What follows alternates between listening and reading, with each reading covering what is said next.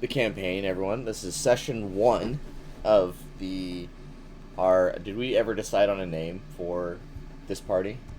I don't think so. Actually, Not yet. Something. Oh, there we go. We were pitching around some Raven-themed names since we're Raven-themed. all, yeah. Maybe we should do that a few sessions in, just yeah, like- well, The- it'll come fluidly. The murder of Yep. the murder party.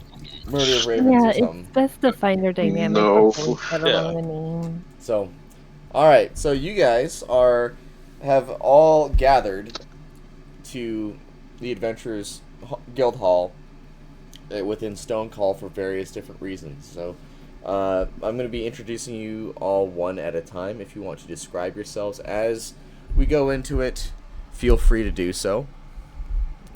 So, hang on, let me also do this, because otherwise we're just going to be listening to absolutely no background sound, and it'll be a little bit boring. Let's go with this one and see what it sounds like.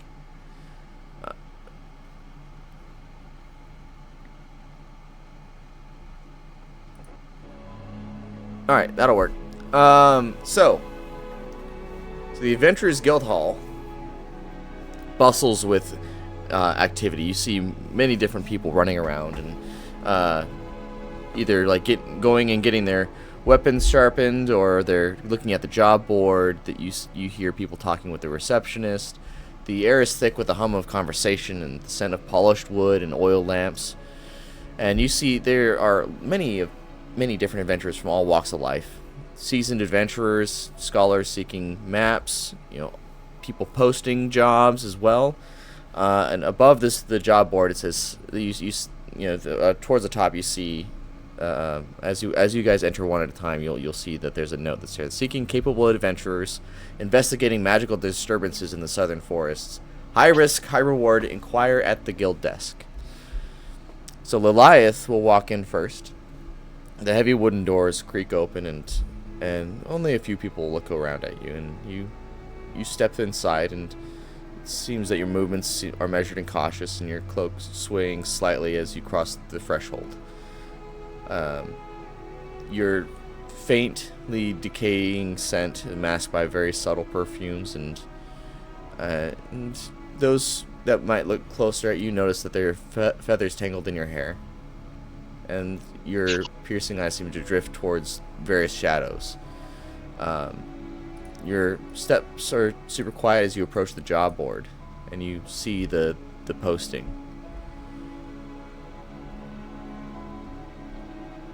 And you see that it just says the seeking capable adventurers.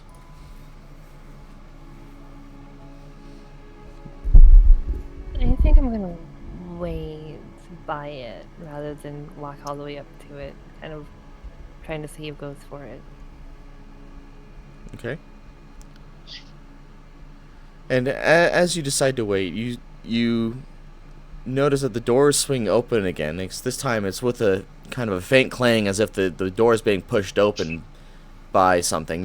You don't see anyone at a normal height, but you look down and you see this Kanku just like pushing the door open with some bags of tools, and it's stuffed with various metal parts, and it catches on the frame a little bit, and he hurries inside carrying this satchel that jingles with the sounds of gears and tools. His black feathers kind of glint under the lamplight, and he's got these large inquisitive eyes that dart around the room, taking in the sight of so many adventurers at once. And he's just stumbling slightly as he adjusts the straps of the bag.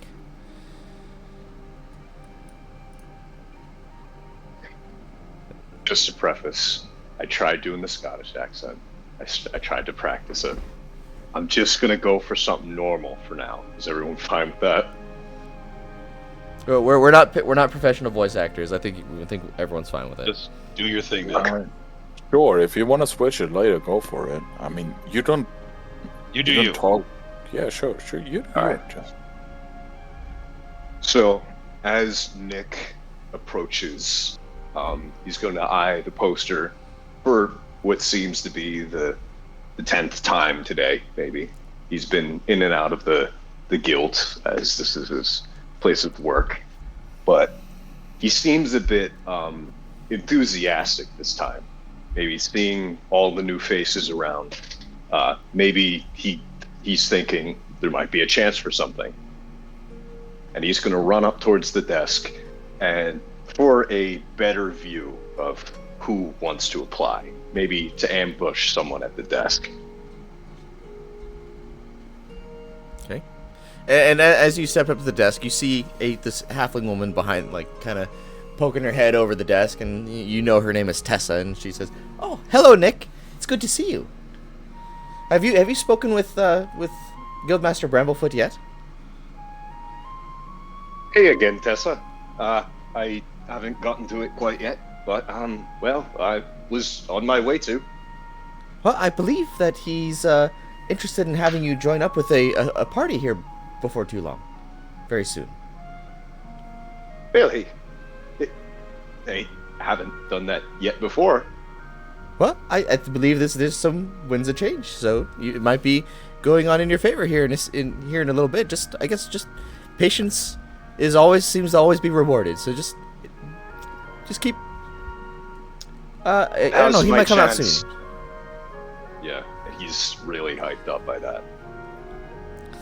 And as she's saying this, the doors kind of slam open with a heavy thud, and the room just kind of like everyone turns their head as Delgar steps through the door, clad in various leather and furs, and his black hair, well kept and groomed, and he's got his axe strapped to his back, and but it still looks like he's might be better suited for the wilderness than in a city or a kingdom such as Stonecall. And as he looks around, someone kind of mutters under their breath, "Is that the Black Whirlwind?" And a ripple of recognition kind of spreads throughout the room to a couple of the adventurers. Delgar rolls his eyes and then just shouts, "I'm looking for an amulet! Who's heard about an amulet?" And Tessa just says, "Sir, if you would like to inquire about the different jobs, I guess you can look at the board, see what you have." Okay, I'm looking for something about an amulet. I'm sure we can get you some information here in a little bit, but would you mind waiting for the guildmaster? He's gonna cross his arms and lean up against the wall. Fine, but don't take too long. Okay, and then almost as if sneaking in behind you, Malia just kind of slips in almost unnoticed as you kind of step towards the wall. Oh yes, I do like a loud person. It's easier to get in unnoticed when they're being a distraction.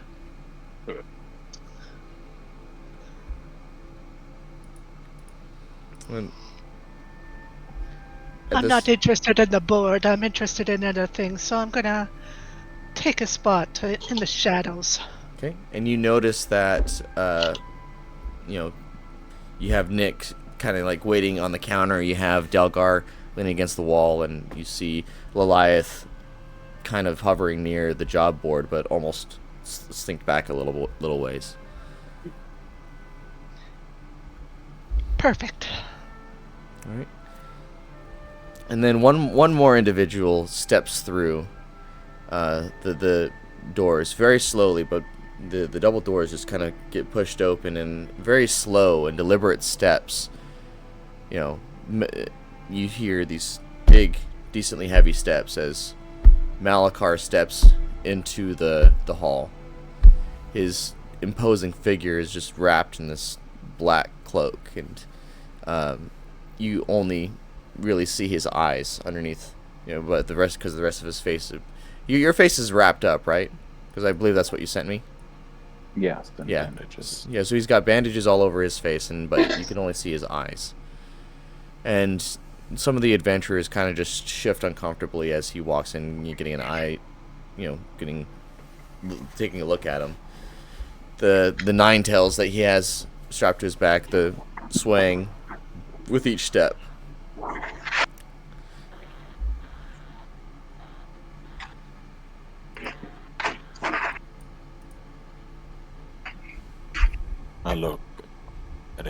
face in the room. Take a light, very light nod, polite nod. Take a look at the board. Take a seat at the very opposite side of Malia. Stare at her and stare at the adventurers grouped in this room and chill. Alright.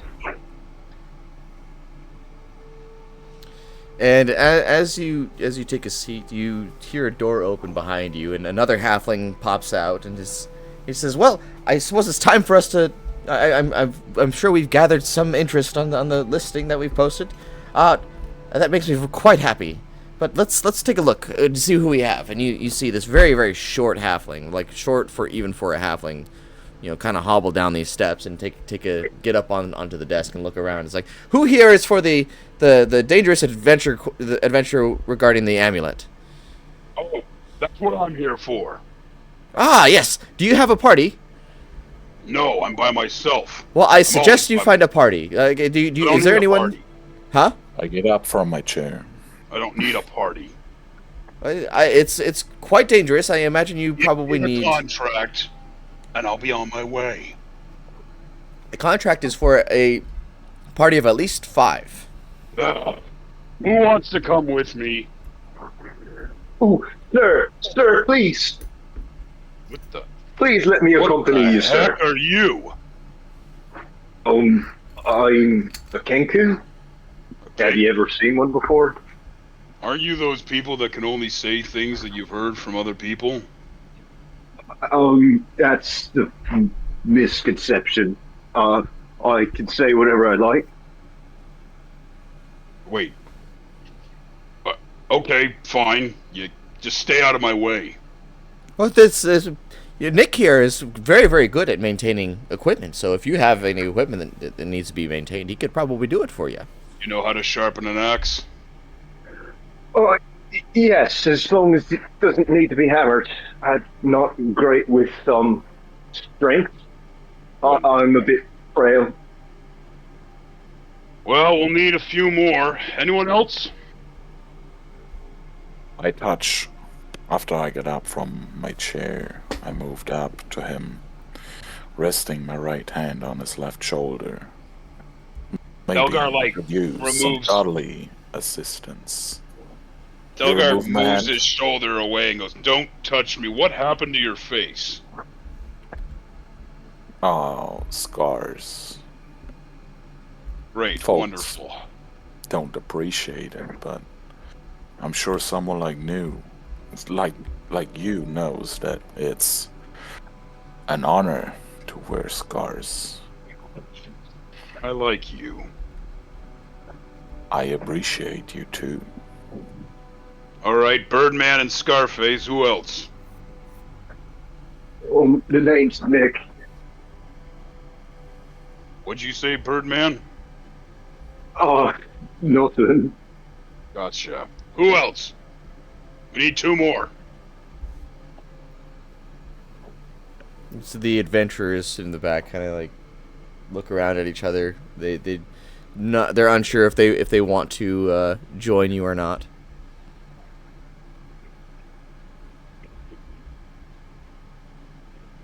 Delgar's not going to make this happen, guys. I mean, I could have sworn I've seen a few people walk in just now. Well, go ask. Me?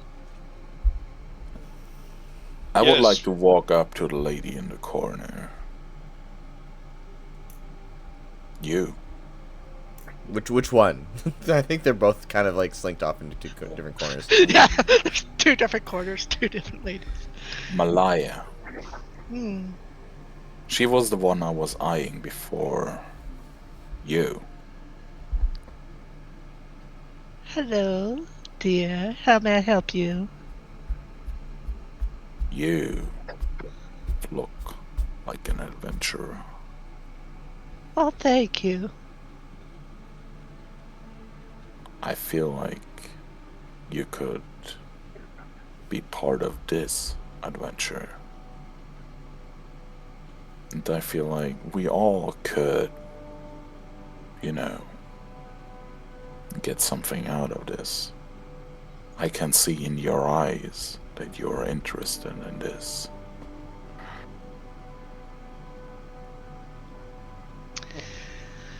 I wouldn't say no to some hard-earned cash. Exactly. Join us. We're gonna need a fifth. What about the other woman over there? As you say that, Nick already nervously stood in front of her, peering up. Mate, I saw you walk in earlier. Are you looking for work, perhaps? Who, me? Yes, ma'am. You're the only one stood in front of me. Oh dear. Not the only one. As I reveal from beneath my cloak, there is a small little raven. You could be referring to Phelan here. Yeah, I got one of those too. I could be referring to both of you. If that's all right. How many do you have? He's gonna look behind him and see that Malia had agreed to come along. I think 4. So if you join, that would be Not technically 6. I'll give Sorry? it a go. Perfect. Oh, great. Mr. Delgar, sir. Yes.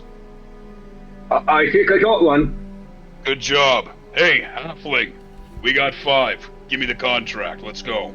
Oh, excellent! I'm very happy to see that you've acquired enough people. Here, okay, let me come with me up to the room up here, and I will give you all of the details. And he hops down from the desk, and he grabs a specific scroll, and he in order to make sure that it's nice and private and nobody's overhearing and trying to snipe this particular quest from you.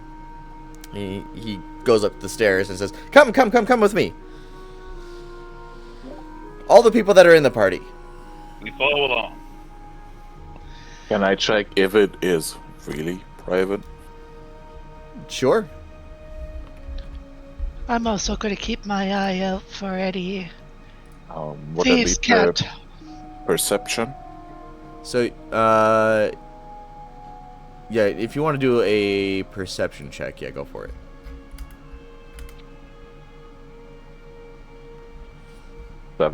You can tell that there might be some leaks or like it's not 100% soundproof, but if you were to keep your voices down and low, you should be fine. Uh-oh. Down and low. Watch your voice. We want to Don't keep tell me this what to do. contract to us. Sir, I'm not I telling think you what to do. Just making sure that we and you get the money we deserve. I don't care about money. He's worried about the info leaking. The walls are thin, I think. Somebody might get the... You said something about a pendant earlier, yeah? Yeah, that's why I'm here. Yeah, someone might get it before us if you talk a little too loud. Exactly. Well, if that's the case, then I'll try and keep it down. Thank you. He's gonna Right, sir. he's gonna give Nick a little glare. All right. And then as you guys, okay. All right. And as you guys enter into the room, it's a very, very plain looking room. It's just made out of wood. There's a simple table and a candle on it. There's a window in the back of the room. There's a couple of chairs, and there's like 2 or 3 chairs. And as you fill into the room, you see the halfling stand up on top of the table and roll this contract out. And he says, "Okay, so here are the details for the specific quest. We have received a request from the the Order of Scholars, of Denier, that they would like someone to go out and investigate some ancient ruins far south of here. And I would like to present the opportunity to you. From my knowledge, the last party that sent out never came back. So, you know. Uh-oh. Delgar laughed at that. And while that makes me very sad to hear, and it's not really a laughing matter, sir. But I imagine some capable adventurers, especially with a larger group, more than, because we only sent 2 down there this last time. But I imagine a bigger group of you might have a fairer chance of finding whatever it is they're looking for. If we can find them and bring them back, we will. If you only find their gear, you can just keep it. It's not a big deal. But whatever you do find, whatever you do encounter, the information you receive, let us know. Bring back the information, and you will be compensated for it. All right then. Everyone good? I think so. You just Agreeable. said that this is potentially very dangerous. You lost your last agents. So we should be prepared, right? Yes, you should. Point. So I Short think question. some advance money would be in place, don't you think? Delgar rolls his eyes. Well, We don't need the money. We're here to find an amulet. We don't need it. How about I can weapons use- then? Something that hits extra hard might be of interest to you. I've got my axe Good and I hit point. plenty hard enough. But if you need money, fine. I won't get in your way. well, Do what you want. we're willing to give you an advance on any supplies you might need. Is there anything specific you are looking to get before you go? Booze. I would like a flail. A flail? Yeah. Okay. We can certainly arrange for that. We can send word to one of the blacksmiths. And since it's so dangerous, healing potions would probably be in place, since we're probably gonna get hurt. Okay. The healing potions here are quite cheap compared to other places. We were able to mass produce them with relative ease. Perfect. What are we dealing with exactly when we get in there? Any intel on what might be lingering in the ruins? The only information we have about the ruins is that there seems to be some sort of protective barrier. We don't know what lies beyond the barrier. The forest itself is dangerous in the sense that you seem to lose some feeling when you enter it. But I don't know if those are permanent effects or if that's just temporary. I do not know myself.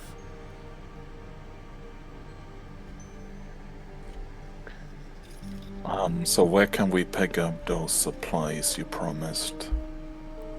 So those supplies will be within the merchant's quarter, and you can just go and see Henry Blacks Smithy, and he will provide you the items you need, and just tell him that Guildmaster Bramblefoot sent you. Bramblefoot, sir. I've got a question. Yes. So this may or may not be classified information, but who was sent previously? It was a couple of adventurers that had come from the Freedom States that were looking for work, and the request had come down from the Order of Scholars initially, but we sent out what was requested, and then when they never came back, we relayed that information, and they said that they still needed information, so we just simply increased the requirement. I see. What were their builds? You had a clue to that. I believe one was a ranger and the other one was a the other one was a cleric. Right. They a ranger? Sorry, what was that? I think he did say he was a ranger. Okay. A cleric? What cleric? I don't know what kind of cleric he was or what faith he served, but he was just probably a cleric. Insight check. Okay. Roll for insight. Could I get an advance of one gold? I could use a meal. 14. You can tell that he is probably hiding what specific faith it is, but it also just kind of seems like he's telling the truth. I don't know. It's halfway in the middle. You get it like a bit of a mixture of both. He could be hiding something, but you're not sure. So, you said a cleric. I'm sure he had some kind of holy symbol on him. Or, you know, like clerics usually don't hide their faith. Are you lying to us, or what are you trying to do here? Well, this was about 2 weeks ago. It's I imagine it was a holy symbol of some sort, but I didn't make specific note of it. Yeah, I don't think he's hiding anything. Sorry. Sure. We can look for the holy symbol when we find his body. If he's dead, they might have left. No, We don't be don't talking know. about dead. We don't know that yet. Right. I have been looking over this contract to just see if there's any hidden clauses or anything to that we should be aware of while these gentlemen have been talking. Okay. It seems like a pretty straightforward contract. You agreed to join the guild, and they give you whatever information they are able to. And There's no sense of magic or anything on it that would tie us to something that we might not be aware. you go ahead and do like an Arcana check to see if you tell if there's anything. Oops. A 6. Yeah, It looks good to me. As far as you're able to tell, it doesn't seem to have any weird hidden clauses. Nick is going to grab the paper as well and try to do the same thing, because some things have actually happened prior. So he wants to be sure.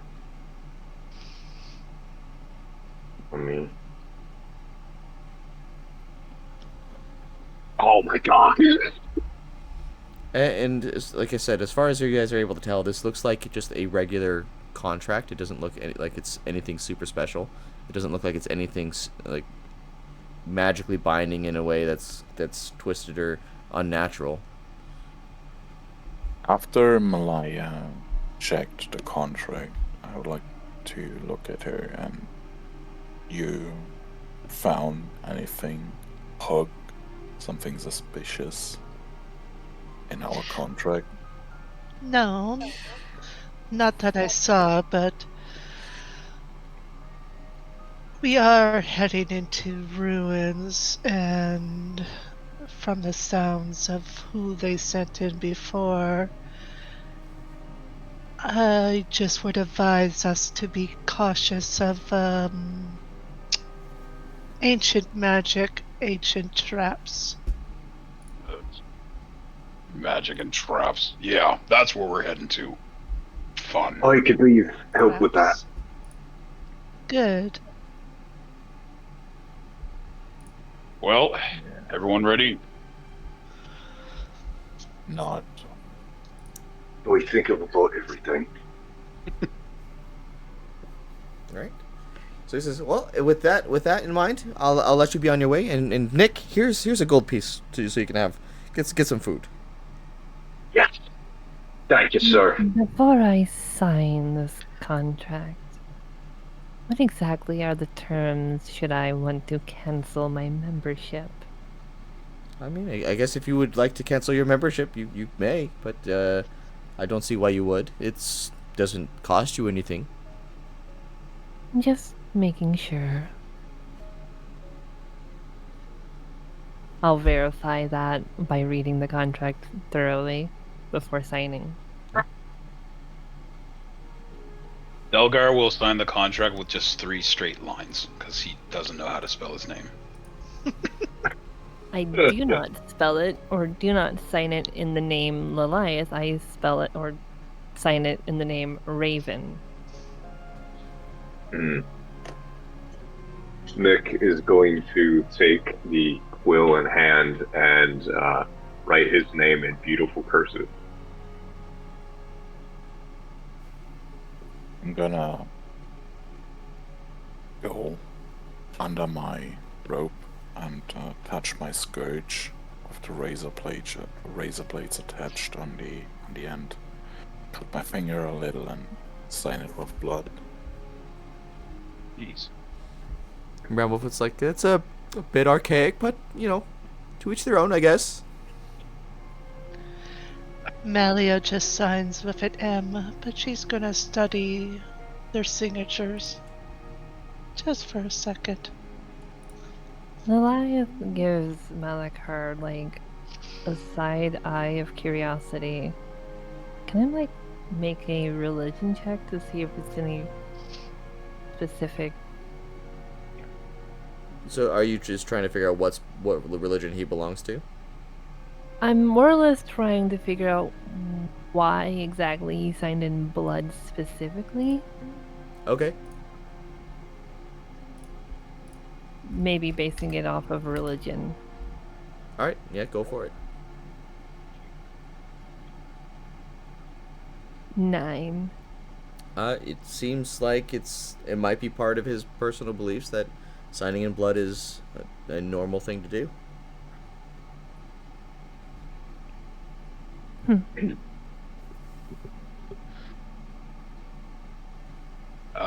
Delgar's gonna look at Nick and say, "Hey, you good with papers and letters?" Yeah, I've worked for guilds for a good bit of time. Did you need me to do something? You say you're not very good with strength, right? Yes, right. Alright, well you handle the papers and the letters. I'll handle the fighting. How about that? Yeah, that sounds suitable. Good. Now that I've got someone to read my papers for me, I'm ready to go. Does he hand him anything, or? No. Okay. You're on duty though. I believe Alright, he got it. just squired him without him realizing it. Alright. And with that, Guildmaster Bramblefoot hands you a map and says, "Best of luck, adventurers. I will be happy to see you return safely." I grab the map out of his hand and sneer at him, then hand it to Nick. Nick takes it in his hands. What's the guildmaster's name again? Bramblefoot. See you later, Bramblefoot. See you later, Nick. I hope to see you. Yeah, see you later, Brambleballs. See you later. Nick's gonna wince at that comment because he knows that's his boss. Alright. You're so getting fired. And as you leave the office and you go down the stairs, there are different adventurers that kind of look at you and as a bit of a side eye. And you leave the guild with no specific incident, and you begin to walk towards. Delgar would know where the merchant's quarter is. But follow me. And you follow the path around the north side of the kingdom and cross a bridge and enter into the merchant's quarter. And you see all the streets are bustling. On the right side you have this very ornate blue tent set up, and with a sign that says, "I can't believe you're not psychic divination." You see that there's a general shop, there's a sign for the potion store. and then, get Delgar would know exactly where the smiths are, but they're not immediately visible or present. One thing Delgar is going to do is he's going to take his fingers to his mouth and whistle, and a little raven is going to fly and land on his shoulder, and he's going to feed it little berries he has in his pocket. He looks like you, Nick. Bird. I guess he does. I thought I'd be the only bird in this party. Oh, this is Clink. Clink. What's your name on that? Sounded like a good name to me. Plus, he keeps pecking at things and it goes clink, clink, clink, clink, clink.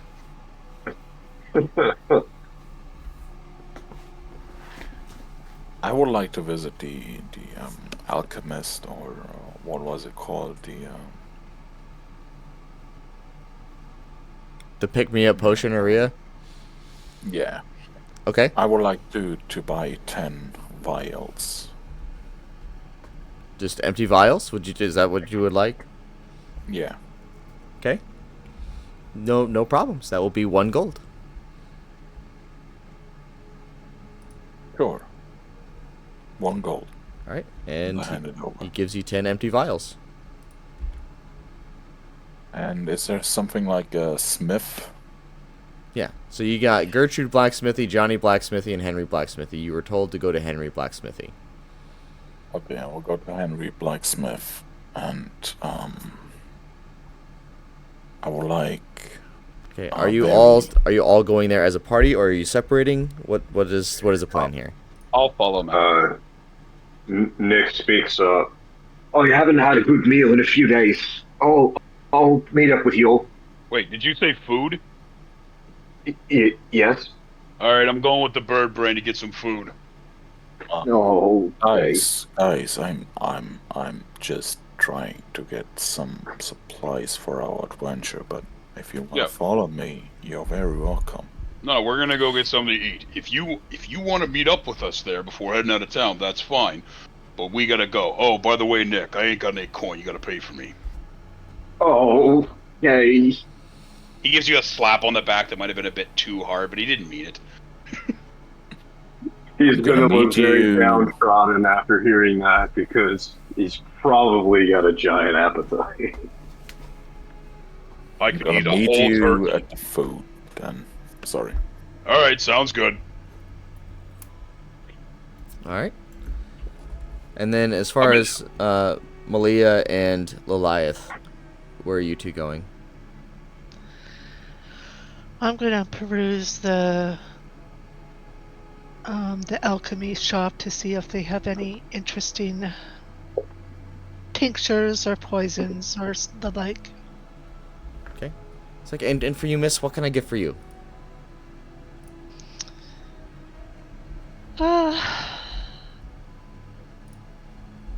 Well, what sort of stuff do you have available? Well, we have various potions. Our health potions are 2 gold apiece. If you need those, I have some antitoxin as well for 3 gold apiece, and then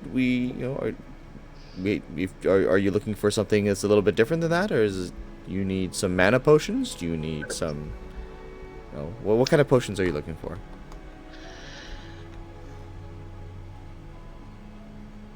The antitoxin would be good.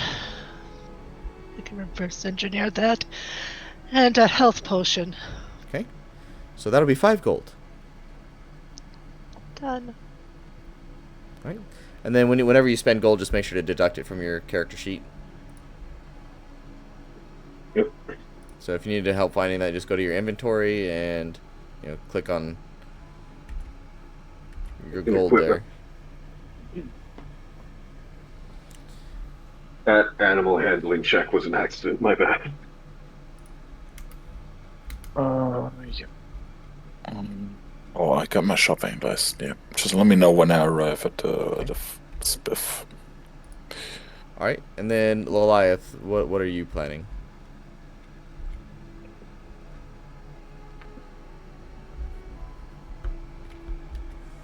Hello?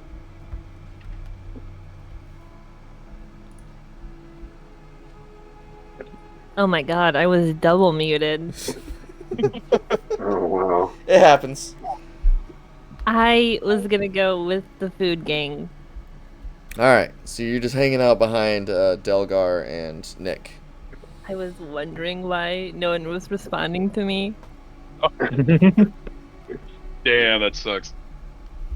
Okay, so I'm gonna go over to Malakith then. No, sorry, not Malakith. Malakar, not Malakith. Malakar. Malakith is pretty metal too. So It's like combining Malakith. my name and his. Yeah, so Malakith, you go and you enter Henry Blacks Smithy, and you hear just the clank, clank, clank from this relatively tallish man, like very solid build on him, and he's got a bald head, and he kind of turns and he sees you enter, and he says, Excuse me. "What can I do for you?"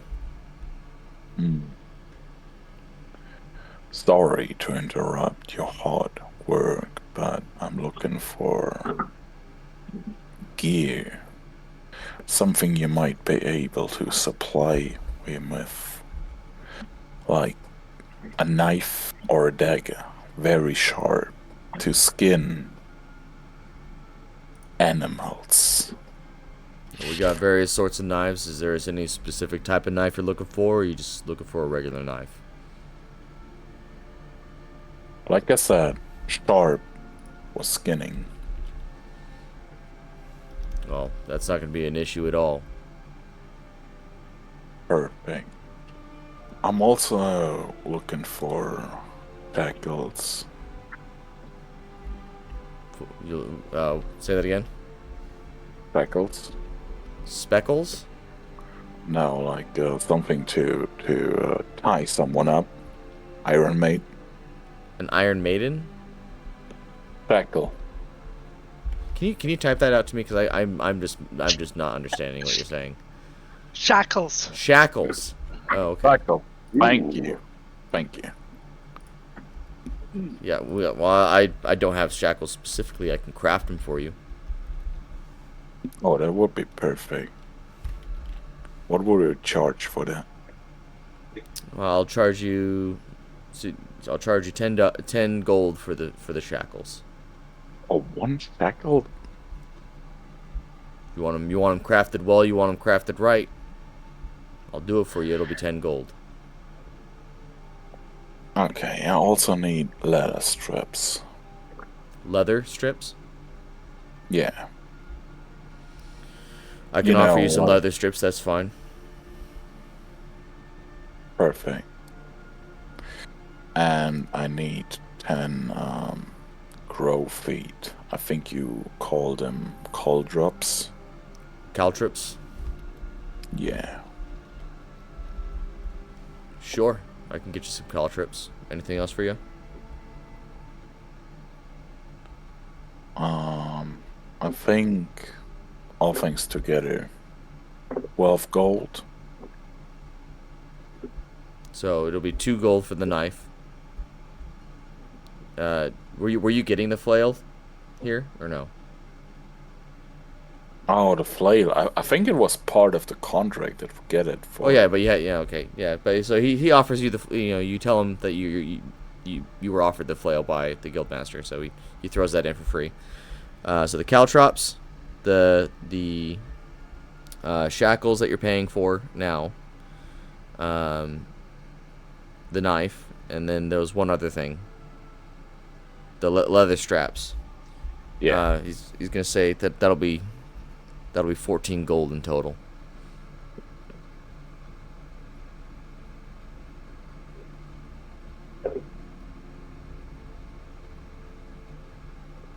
Sure.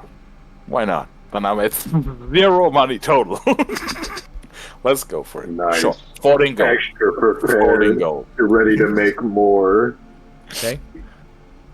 And Don't worry, Nick will pay for it. and then No, please.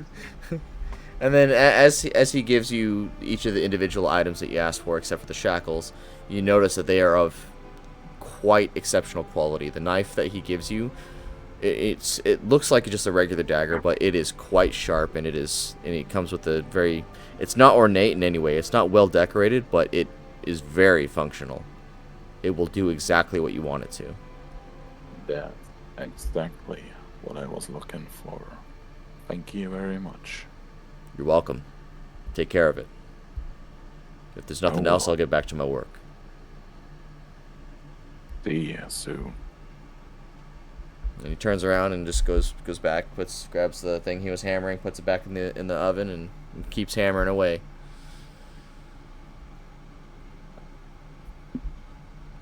Okay, I'm done. I'm just gonna add all these items to my list. Okay, go for it. And then we're going over to Liliath, Knik, and Delgar. Right. Hey, Liliath, tell me if you ever heard this one before. I haven't told you my name. You, girl, tell me if you ever heard this one before. I heard about a Kenku that tried to start his own business, but he couldn't get it off the ground. And he's gonna, like, slam his face into the table and, like, start pounding away, laughing hysterically. Are you guys sitting at a table? Wait, where did you guys go? Because there's three different food places. There's three different food places. Okay, so could you give me the names of each? You have Terrific Taxidermy and Smoothies, Granny's Garden, and Dango's Baked Goods. Nick would have brought them all to Dango's Baked Goods. Okay. Because he usually gets loaves of bread there. All right. So, Delgar tells us an appropriate racist joke. So Nick is very upset at the jokes, but he doesn't say anything. He's just kind of waiting to be served. Oh, come on, you didn't find that flocking funny? He turns his head away, not really wanting to acknowledge the joke he made. But I hope they have chicken here. Oh boy. Yeah, and they do have some meat pies. Right. So Nick does order just a few loaves of bread and maybe just some butter, but that's about all. Okay. Give me 2 meat pies. Things for rations here. So the rations will be at the Jumo General Shop. I'll just get some regular bread then. Okay. It says all in all, with the meat pies and the bread, it'll be 4 silver. Ooh, Delgar looks at Nick. Not bad. That's not the worst it could be. Nick puts a gold piece on the table, expecting the change back. All right, and he gives you 6 silver back. Perfect. Really appreciate this. He was about to say any time, but he had to stop himself for fear of his financial situation getting any worse. You're welcome, sir. Need a full belly on the battlefield, you know? I can agree with that. Right. And as you guys eat your food, I imagine, are you going back to the general shop to get your rations, or? Yep. But as they're leaving, Nick wants to explain something real quick. So, I usually come here to get bread. It's usually cheaper. I think the prices might have climbed a bit. But what we usually do with the bread is we take them and then we get a bit of garlic and a bit of butter, maybe some herbs if we're lucky or find them somewhere. And we like to make this thing called garlic bread. It's really a delicacy where I'm situated at. But I'm sure you'd like it, Delgar. Quite strong flavors. I never say no to free food. Heard of I garlic. don't imagine you do. Never had it myself. It's pretty strong, not for everyone. Kind of pungent. And that's about all he has to say about it. I'd be curious to give it a try. Maybe one day. What are you guys thinking about these ruins? Now, before we talk about that, we should probably introduce ourselves. I don't Delgar's know gonna, either of your names. Delgar's gonna cross his arms, and the name's Delgar. My name's Nick. Nick Knack. Seriously? Curious. Yeah. My parents named me that before they passed. Parents had a good sense of humor then. Oh, alright. Is your brother's What's name your Patty name, Whack? No, I don't have a brother. Shame. What's your name, miss? Oh, I go by many names, but for now you can call me Raven. I know, a Gotcha. little weird, isn't it? Sounds like a fake name to me. Not really. I've heard worse. I've been called Nick at time to time by the guards because they think I steal things. Oh, he didn't expect Algar to laugh at that. Oh no, he's not actually. He's not actually laughing. I'm laughing. Oh god. He's so pathetic. It's amazing. Oh man, come on. Okay, I'm sorry. I'm done. And as So, you guys, Delgar, you said you don't really care for the money. Is that true? Live in the woods. Have no need for money. Then perhaps can I have your share? Wait, I was gonna ask. Listen, I'm gonna tell you something right now. Nick's gonna be paying for all of my stuff. If anyone's getting my money, I'm gonna pay him back first. Yes. He's gonna do a little celebration. I said pay you back. The rest is gonna go to the farmers outside where I live. Oh, alright. Such altruism. Very well. Not altruism. If I don't protect them, then they just die. Fair enough. Is that what you do? Among other things. Right. Well, I Well- really must get some travel food. Yeah, Nick, could you give me some rations too? I'd appreciate it. Alright. He's gonna pay you back. Or, I'm keeping an account of it here. you said you're gonna pay me back, sir? Yeah. Alright. I have a note here called Delgar's Day. Got it. all right. And as you guys go back to the general shop, you walk in and you see that there are some adventurers kind of bustling around, and you can see that there's all sorts of regular goods. You see various adventurer packs that have, like stuff for spells, just all sorts of different components for spells. You see bed rolls, you see rope, you see all sorts of things that average adventurers use, including the rations.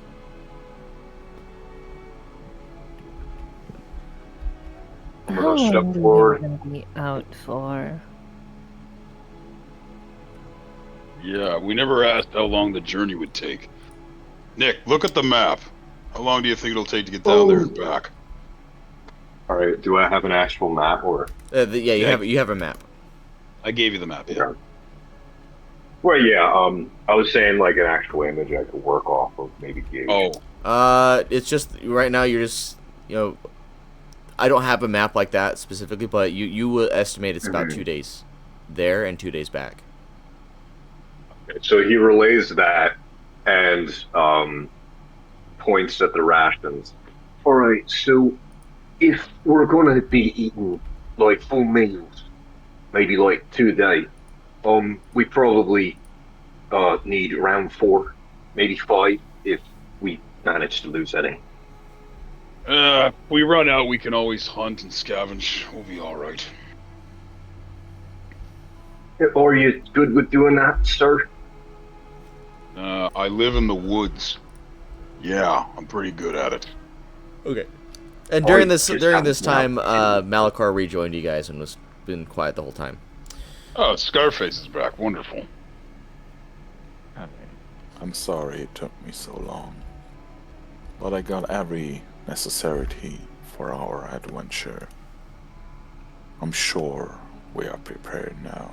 At least I am. I'm gonna kind of lean into Nick and just whisper lightly. Does he give you the creeps too? Um, when you've lived in the city this long, you kind of stop seeing people by their faces. Well, unless you live in the higher part of the city. Can I hear that?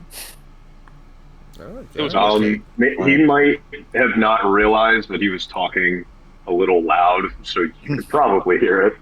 Yeah, my passive perception is 15, if that matters. Okay, well, sure, yeah. Then you definitely heard him.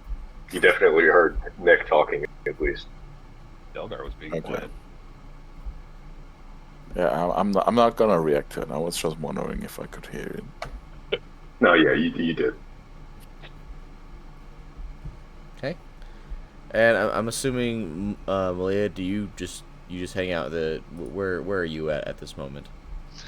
I would have taken the opportunity to go to the Thieves Guild, see if I could gather some information that they might have heard of these adventurers before they went into the ruins. Do the knock, secret knock sort of thing. Okay. And as they let you in, you can tell that it's very dimly lit inside of the Thieves Guild, and Would be weird for a Thieves Guild to be brightly lit.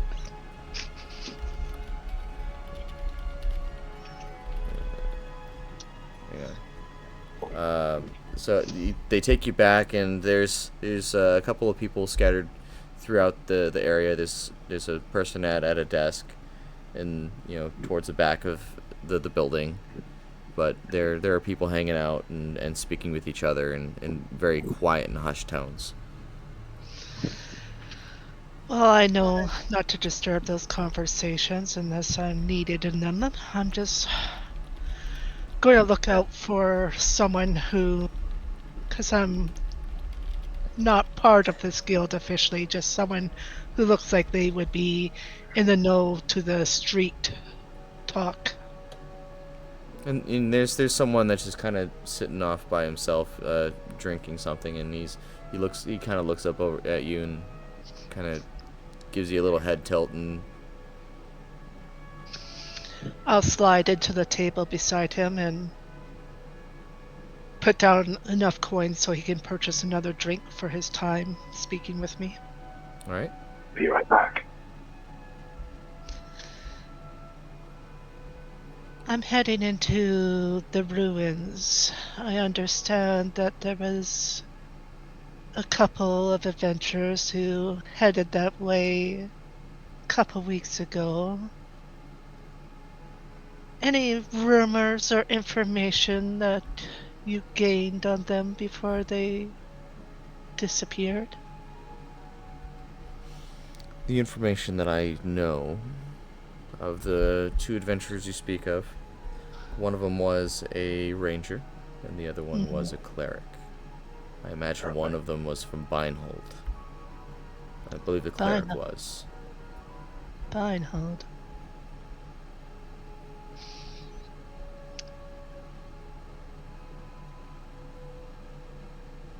Fancy dressed? Confident? She probably looked pretty good. I never saw her myself, just various rumors.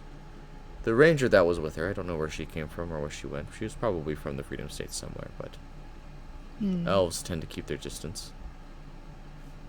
Of course, they do. But I do know that they went down to the ruins.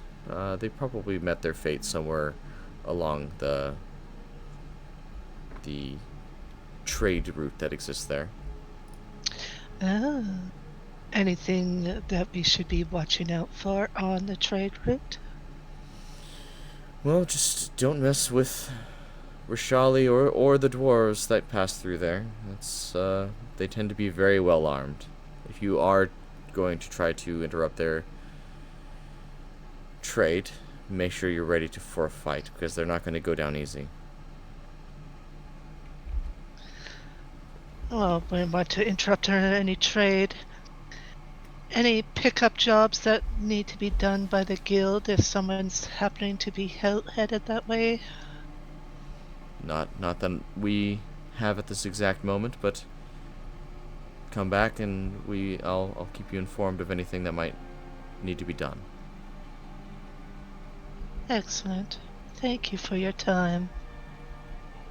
And he gives you a gentle nod and takes a coin. Goes back to his drink. And then she'll head out to find the others at the supply area. Alright. And the party is all back together at this point. Well, are we ready to head out now? I am, for sure. Where have you been? Just a second. Malia? How many rations? You know what? Rations cost? So the rations cost 5 silver apiece, and you're getting enough for 4 or 5 days based off of what you decide to do. I'll get Never mind 6 it. days worth for myself. Okay, so go ahead and just deduct 5. So if it's in a matter of gold, deduct 2 gold and then 5 silver. If you need to convert gold to silver, you can do that. It's just 10 silver to gold. So it's just gold. So I've just got a general question. It says I've already got 10 rations in my bag. Does that count? Or Sure. okay. So instead of actually buying anything, Nick is going to run over to Delgar, and he's going to open his bag and just show that he's got 10 rations worth of food. Sir, if it means the same, you could just take from what I've already got. Is that all right? Delgar's gonna smile and pull his pack off his back and open it up and show that he also has 10. Yeah, I think we'll be all right. Oh, perfect. All right. So we have to pick our gear, and then we can leave, right? Already equipped. We're already good to go there. Yeah, you No, would have already I mean- received all of your stuff. The only thing that you're not going to have for a couple days is the shackles. Oh, okay. But what about the healing potions he promised? You already received the healing potions. Someone already went and Oh. picked those up. Oh, okay. So you guys should have received 10 healing potions, so 2 each. Perfect. So I would have 3 since I bought myself one. Yes. All right, let me add that bag. Yeah, and the potions are cheap in this particular kingdom. Like they're expensive everywhere else, but in Stonecall they're very cheap. Good to know. So we are talking about the smallest healing potions, which is 2d8 plus 2. Yes. Right. So you can do 2d8 plus 2 or 1d8 plus 4. All right. So it's So 2d4 plus 2 and then 1d8 plus 4. Huh? Yeah, I thought it was 2d4. Yeah, so you can choose between 2d4 plus 2 or 1d8 plus 4. 2d4 plus 2. Okay, yeah, I'll put that too. Yeah. So the average of the 2d4 is higher, but the overall total is higher for the 1d8. Yeah, Like it's potential- either gambler stuff or like pussy stuff. Gambler or safety, like it's Right. Yeah. you know. So as you guys leave the general shop at this point, I'm assuming you guys are now going to leave south. Yep, I'm good. Okay. Yep. So as you exit the kingdom, you go around. Did I actually put the kingdom map in here? I did not. Hang on. Let me actually grab the kingdom map real quick and.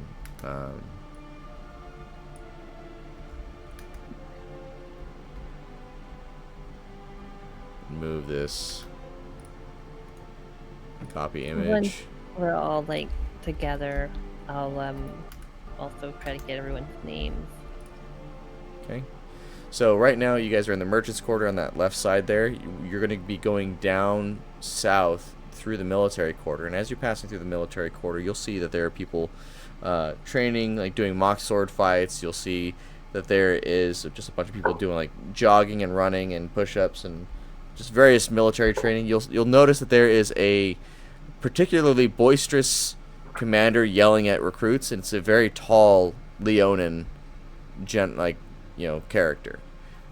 And he kind of just gives you a quick glance while you're on your way. It's like kind of sees a party that's unusual sight as you pass through, and then he continues barking at the people. And as you go down through the south exit of the kingdom, the guard says, "State your business on your way out. Is there something you're going for past this point?" Adventurers deal business. While we approach this, who is the first one in our group? I guess it's Delgar, right? He's pretty adamant to get out of the city. He's had enough. Okay. I'm just gonna touch Delgar on the shoulder and tell him, just be wise and cast guidance on him. You're gonna cast guidance on Delgar? Okay. Yeah. Yeah, so Delgar's gonna look at the dude and be like, Adventurer Guild business. Like, taking you to the forest? We have a contract to go south. Alright, well, be careful. I heard there were some adventurers, however long ago, they never came back, so make sure to take care of them. Delgar waves his hand. Yeah, we've heard that before. Let us through. Alright, that's very well. And they let you pass through, no issues. And as you continue south, you see that there's a couple of different farm areas, but you also see that there are some training grounds where you see mages casting spells and practicing their spell casting. What spells are they casting? Like firebolt, frostbolt. Cantrips. Yeah, cantrips. And stuff. Yeah, just various cantrips. Okay. Low-level spells. Okay. You see, you'll hear the occasional fireball, but nothing crazy. Okay. So, but it just looks like these trainees are part of like a military squad that are training something. Gotcha. So, Getting ready for war, probably. What war? You haven't heard the rumors? Things are heating up. I don't read the city much. Well, I heard a rumor that war's brewing. They're getting ready for it. And it's gonna be bad. Honestly, that went much smoother than I expected. But maybe I'm just pessimistic. Something about Stone Call and Rishali. They're I not think the getting guards are along. more concerned with people entering the city rather than leaving. I think you are right. alright. As you continue going southward towards the forest, you notice that the air surrounding the forest is discolored in a strange way, as if the air itself is a bit more of a blue hue rather than just the regular air surrounding you. The trees themselves they almost look dead, but they're not. You can tell that they are still growing. The flowers beyond the border of this forest are strange in nature. Delgar's gonna sniff the air and This forest ain't right. Smells thick. Dying. Nick is visibly terrified.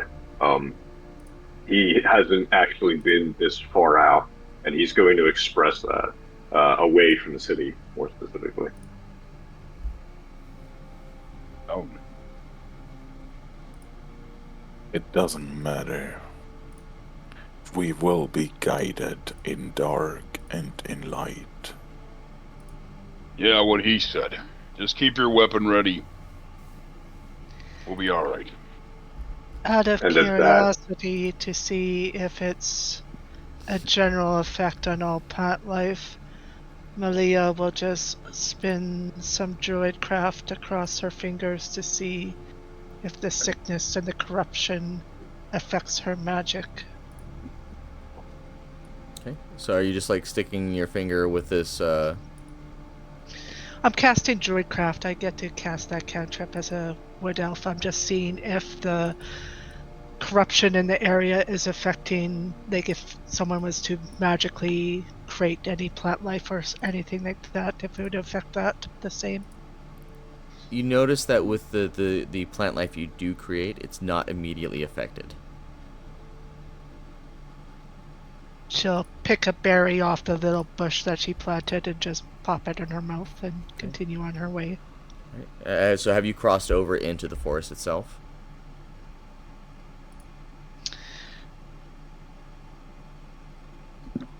I believe Delgar should go first since he's... Alright. Delgar's gonna stop and look at the party, and if anyone wants to turn around and go back, now's your chance. Once we're in there until we're done. Can't afford to. He pulls out his crossbow at the ready. Good. Anyone else? I have asked my goddess, and we are guided. We will not fail. The forest does not intimidate me. Alright then, let's go. Delgar's the first one to cross the threshold into Okay. the forest. I need you to make a Constitution saving throw. Fucking awful. Oh, Alright. That is a 19. And as you cross into the forest, you notice that all of your senses just kind of deaden, and everything just feels very muted. Your senses smell, sight, taste, touch, everything just feels slightly less than So what. he's gonna throw up his hand and go, "Alright, this might have been a bad idea." But then he's gonna keep moving and usher the rest of the party in. okay. Nick follows shortly behind. Okay, Constitution check. Or Wait. saving throw. Saving Okay. throw. Okay, well, Sorry. that was late. But I would like to move up to Delgar, my shield in my left hand, and my whip kinda in my right hand, and somewhat on Delgar's shoulder. Why do you Right. keep touching me? He has to cast his spells. I but- don't like magic, but fine. I would like to cast Detect Magic as being a front line with Delgar. Like forming a front line with Delgar and me as the two front people and cast Detect Magic. Meanwhile, we move forward. Okay. Well, you detect that there is magic in this forest.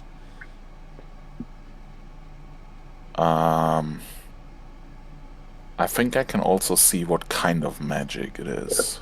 Yeah. Okay. You can see that it's somewhat. There are certain infernal influences in the atmosphere. I rolled a 2, so that makes it a 3. Right. Does it show if I click it?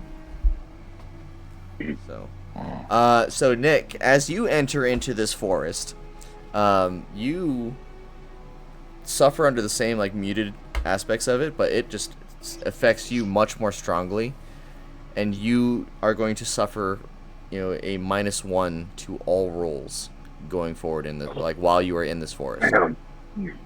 I don't feel so good, Mr. Delgar. What do you mean? What's going on?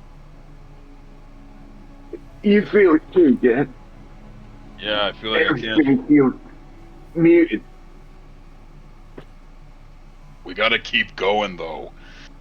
Come on. I'm curious. All right. Me I next. agree. I can only keep up this magic for so long. So- and be careful. Everything here is haunted. So, Malakar, are you actually in the forest at this point? He's right next to me, yeah. Okay, so he's gonna so make a Constitution saving throw. And then Liliath goes next. Okay. Oh, that's an 8. Yeah, so Malakar, you also feel the mutedness of this forest, and you also suffer from the -1 to all of your rolls. So you do experience the weakness that comes from that this forest is imposing on you. And so, Yeah, is this a save or a check? It's a save. Okay. Oh, I did. I think the modifiers are still the same. They It is, are. yeah. So, So Liliath, Yeah. you're able to step through, and while you feel the mutedness, you don't seem to be struggling all that much against it. Like it's you can tell that the atmosphere is oppressive, but it's not affecting you.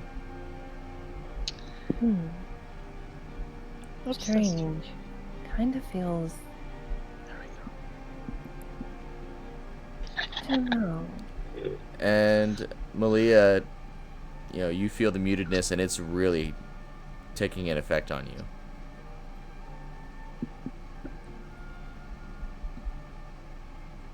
So 3 of you are going to be suffering from the -1 to all rolls while you are in this forest. Alright, well, come on, Nick. I'll carry you if I have to, but we gotta go. I'm better than the give up now. Come on. It's just a bit of resolve there as he runs forward. So my detect magic didn't help there, but can I see some traps or something like dangerous stuff with it? Are you so you're looking for traps? Yeah, I mean, There's no traps around for you. Like, I'm not gonna make you roll but there's no traps. okay. You do notice that the atmosphere surrounding you is quiet, very quiet. It's very notably quiet. Doesn't really have anything to do with the muted nature of your hearing. It just is suspiciously quiet. Everything is just unnaturally quiet. Okay. The flowers that grow out of the ground kind of have this glowing light to them, and they're swaying, but they're not naturally occurring. They don't look like they're naturally occurring. Okay. Let's not stand around here any longer. The sooner we get into the ruins and get out, the better. I Perhaps it would agree. be beneficial for me to send my raven forward and scout out a little bit. That's a smart idea. Okay. And as you send your familiar out, is there any specific information you're trying to have him gather, or? I'm essentially just having Phelan look for any movement or threads that are incoming, not so much focused on particular details, just movement. Okay. And, I guess I'll let you know if you detect movement. And I'm not going blind or deaf, I'm just telepathically communicating, so staying within the 100 feet range. All right.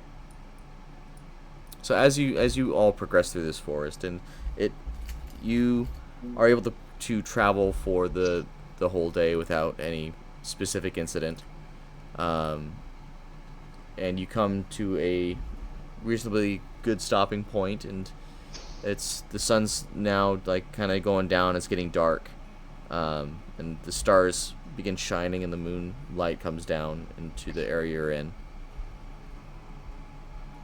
But the sunlight feels good.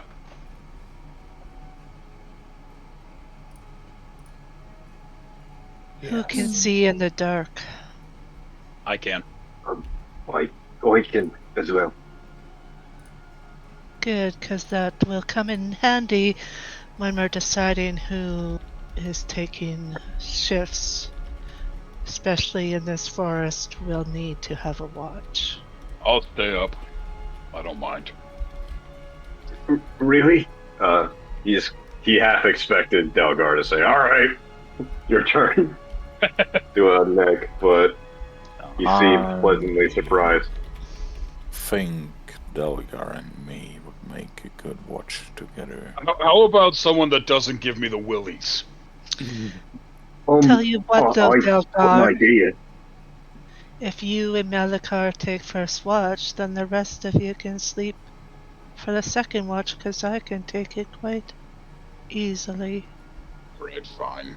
That works. Just, Malakar, don't creep me out while we're watching, okay?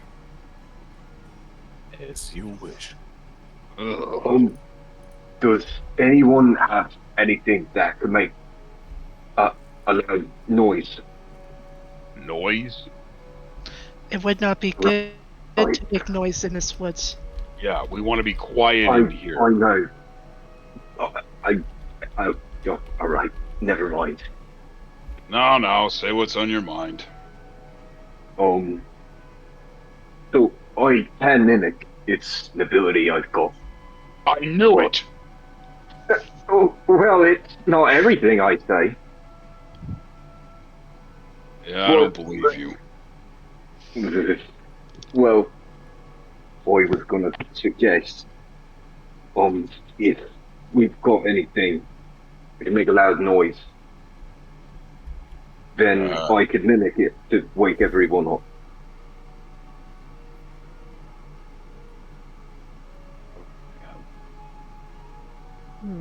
I've got Clink. He caws pretty loud. It wakes me up in the morning. I could do that without mimicry, sir. You telling me you're gonna mimic the noise of a raven? I don't have to mimic. I should just make the noise, sir. Good, so we've got an alarm. Great, everyone get some sleep. Ah, Alright, so everyone except for whoever's on first watch is going to sleep, right? Yeah, Delgar and Malakar are gonna stay up. Okay. So I would go for it. I don't have dark vision, so I would like to cast light on Keep everyone awake. on a pine cone, like somewhere above us, to give that surrounding light to our to our surrounding, Okay. I'm gonna say you can cast it on a branch, because there's no pine cones. There's no seeds or nothing. There's no leaves. All right. A little bit of light will be good. Might make them feel comfortable while they sleep. Okay. Since that's not concentration, I would like to guide myself for the whole watch. Okay. To make sure that I'm not missing anything. I will be very focused, concentrated. Right. And as you guys are keeping watch, a very thick and eerie fog just kind of begins to roll in and encompass everything surrounding you. Magic guy, do you know what this is? I'm not sure. Don't you got one of those magic spells you can use? Everything here is magical. I have already made that out, but Well, I let's watch. If that fog gets any worse, we're gonna have to wake everyone up. I agree. We watch for a little while longer on. We're very attentive. Right. And the fog doesn't seem to go away. You guys are only able to see about 5 feet in front of you at the moment. Just as a note, because I trance instead of sleep, I do have a consciousness while I'm trancing, so I can hear things if something is said to alert me. Geez, there's a lot of fog rolling in right now. I'm gonna make sure that I'm close to the closest person to me sleeping, so I Yeah. could wake them up with like one. So I can just like touch them, Yeah. shake them, and wake them up. We're gonna back up to where the party is sleeping and just be on high alert for anything. Okay. Yeah. And nothing else of note seems to happen. And maybe about 3-4 hours into your watch, the fog just seems to roll out again and dissipate. Well, that was crazy. Ever seen anything like that before? Check your packs. Check out what? Check your belongings. Oh. Delgar grabs his backpack and just sorts through it to see if anything's missing. Nothing of note is missing at this point. It hasn't taken anything, so all of your stuff is still there. No, I'm not gonna check my stuff. I haven't felt anything. I'm confident in my perception. Lucas doesn't Malia. like fog anyways. He wouldn't take anything like that. He only comes when I'm sleeping. Yeah. Okay. But thank you for being with me this night. You did a good job. I know I did a good job. And so did you. Thank you. Yes, you're both very brave men, and now you should go to sleep. Oh, you're awake? I've been conscious the whole time, dear. She's one of those elves. Then why did I stay awake? I need my 4 hours, otherwise I'm not very cooperative. Delgar's gonna lay down and try to get some sleep now. Okay. And you guys are able to sleep with no further incident. And you wake up feeling refreshed. Ah. Oh, perfect. So I get my spell slot back for detect magic. You could do that ritually. Can I still? I thought there was some change to rituals. Did it not become a ritual spell anymore? Oh, that sucks. Okay. No, it's just concentration. Anyway, continue, please. Sorry. All right. So, I'm assuming you guys close up camp and you're going to continue on your path, right? Yep. Yep, we're on the path again. All right. So you guys, as you continue to walk, walking through this forest, you notice that the trees, the roots on them begin to twist and turn in much more strange ways, as if they're like protruding out of the ground and obscuring the path at times. You pass through occasional, stretches of grassy areas that are filled with these unnatural plants, and you eventually you cross through this a line of trees, and then in front of you is this long stretch of road, not any like brick road or anything, but like a dirt road that's very well traveled, going from east to west.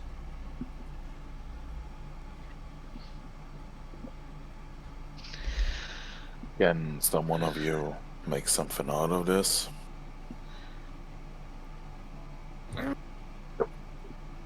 Just a road. There might be the road that the tradespeople use. Might I see the map? Nick, you have the map. And this Sorry. road does not seem to appear on this map at all. Did we go the wrong way? Well, we should probably stay off main roads. It's not a Well, main road, though, if it's not on the map. Well, we stay off roads. But the forest. there's something wrong in there. I'd rather not go back. We're not here for a fort. We're here for... Are these the ancient ruins we're talking about? No. Okay. We're not here for the fort. We're here for the ruins. We should stay on the path.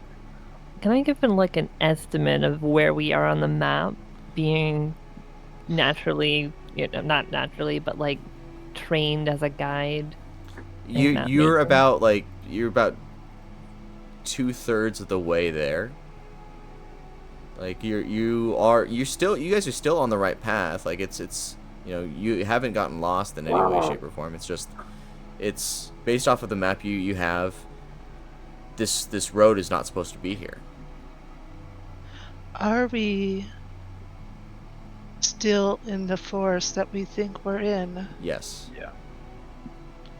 Well, that's good, because sometimes forests have a habit of taking you someplace else. Oh, really? Are you experienced with that?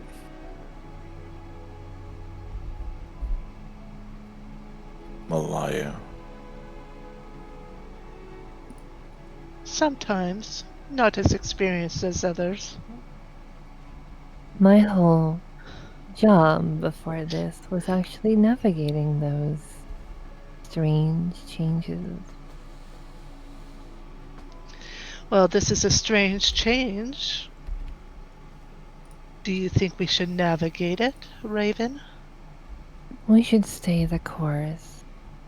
I agree. This leads in a different direction from where we are heading. It is concerning, to say the least, but for now... I'm just saying that sometimes when strange things happen, we do not know if the amulet we're seeking is indeed in the ruins, because the first people who went there never returned. If we take a different path, or a different road in this case, we might find some more clues. Or we could find more danger. Yeah. I will do what you guys have asked, but I am just curious about it. It's not on the road. It doesn't feel like... We want to put it up to a vote. Oh, My God. magic. Oh. Hold on. My magic is not experienced in this kind of stuff, so I don't mind putting it in the hand of folks that are at least somewhat experienced with this, it seems. I got an idea. Yeah. Nick's gonna run forward and try to inspect the... You said it was a well-traversed road, right? So there's gotta be footprints? Yes. Okay, he wants to look at the footprint. Okay. Do I have to roll anything for it? Sure. It's going to be an investigation. What is that? While he's doing There we go. that, I'm gonna try to just scan around the trees, see if there's any wildlife around. Okay. That will be a perception check. But Nick, your check. So let me go through one at a time here. So Nick, you are able to tell that there has been someone pass through here pretty recently. Liliath, you cannot tell that there's absolutely no wildlife anywhere around here. You've not, and you realize you have not seen any wildlife on your entire trip here. That is a good thing we brought rations. Can I tell what kind of footprints these are? I think Malakar had something he wanted to check. Okay. No, I'm good. I just wanted to... If I see that she's checking shit and stuff, I would have liked to guide her, but since that's not a thing, I'm good. No worries. Okay. You can tell that they're humanoid footprints. It looks like there was a cart as well, that they were going in a direction. Looks like they were going to the west. He's going to relay all that to everyone else.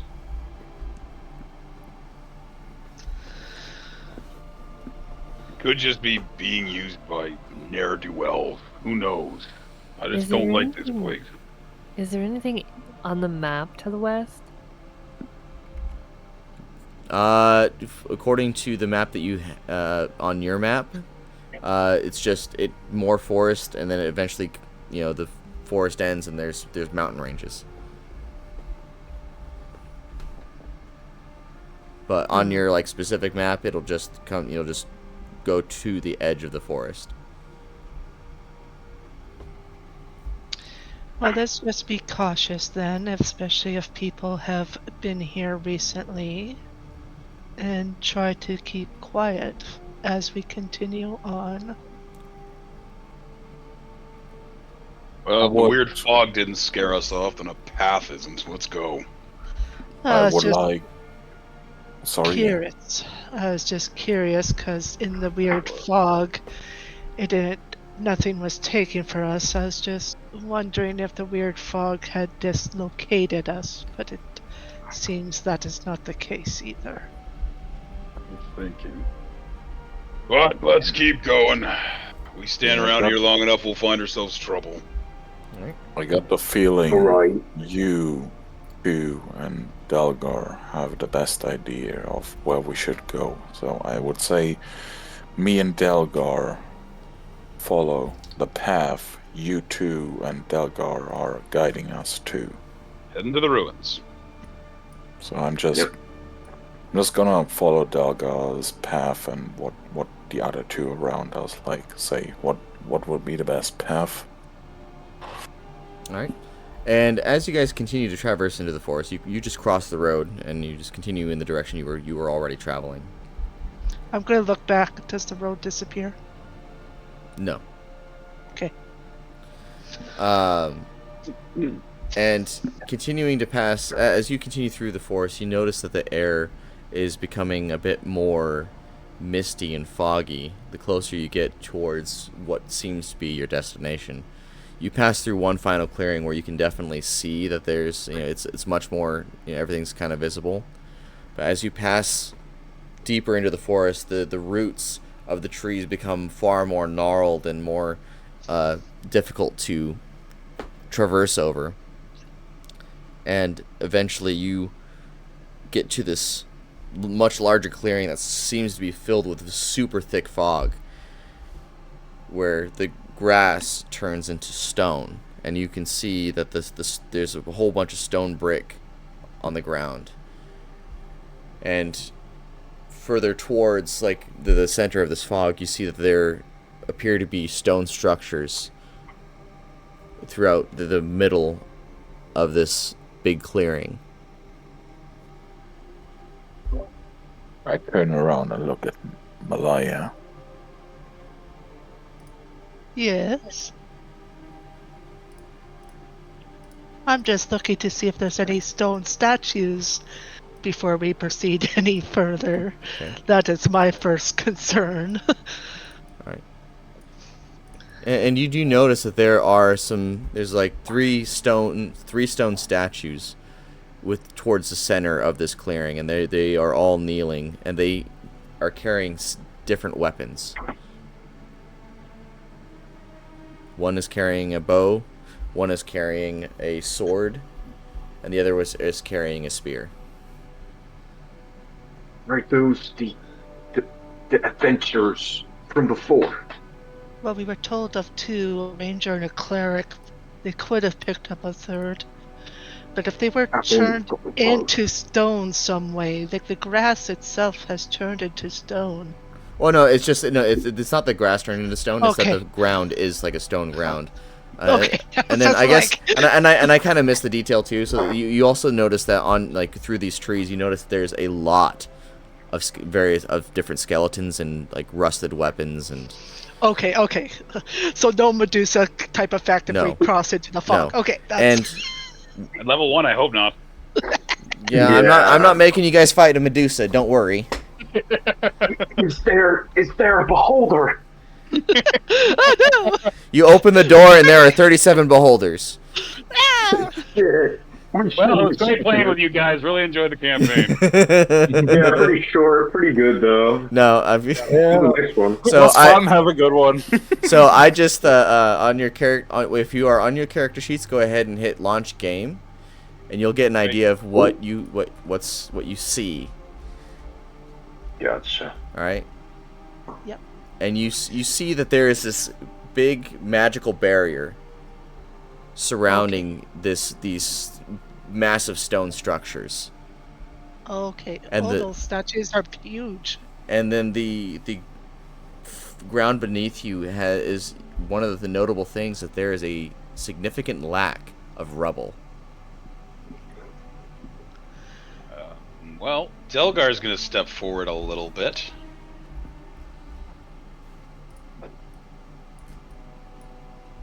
Maybe a little bit more. And then all of you should be able to just grab your tokens and move them however you want. And you got this thingamajig, you got your ping, just as a reminder. Yeah. So the water here is just so that is not water. That is a magical barrier. That is a magical barrier. Okay, so that we'll cannot go right be up crossed. to the barrier. Can I get a token for my raven? Yes. I see. Is it Phelan? Yeah. This one? Or is it a different Phelan, one? it's the one without a picture. It looks like. Oh, there's two pictures here. Weird. I have 3 extras, and one of them doesn't even have a picture. It's supposed to be a raven. Oh, well then I don't know. I'll just go with that one. So. And you notice that this barrier, this magical barrier, like from what your raven would tell you, it just forms this gigantic box surrounding. You can't fly in over the top. You can't. Not all the sides are covered. It is entirely surrounding these stones. I am gonna use to dispel it. I'm gonna command a raven to not Phelan, but a different one to touch the barrier. Just simply touch it? Yes. This is in the form of mage hand, but it takes the form of a raven rather than a hand. Alright, well, simply touching the barrier does nothing.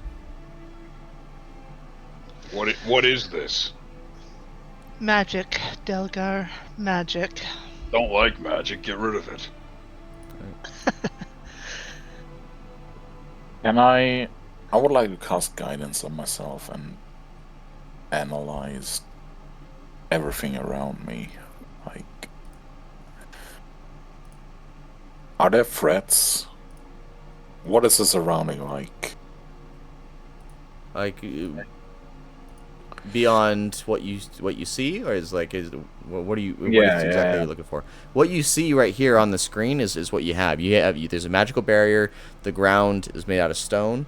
You see these 3 stone statues, all kneeling with their various different weapons. Okay, but it's not like there is like a goblin ambush hiding or something. It's just these 3. Yeah, you can't necessarily see that. No. Okay, so we just have these 3 dudes in front of us. Yeah. Giant statues. Delgar is going to take one of his hand axes and throw it high to see if the barrier has like a ceiling. So he's going to throw it high and try to get it over the barrier. It has a ceiling. I've already confirmed that.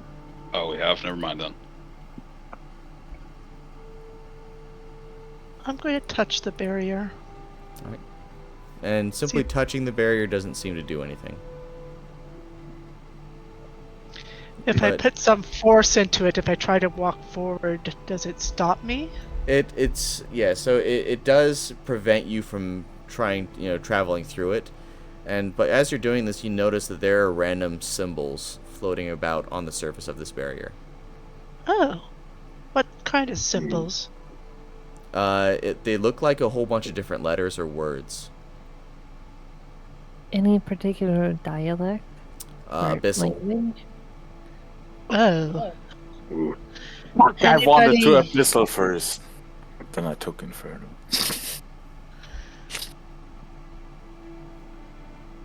Mhm.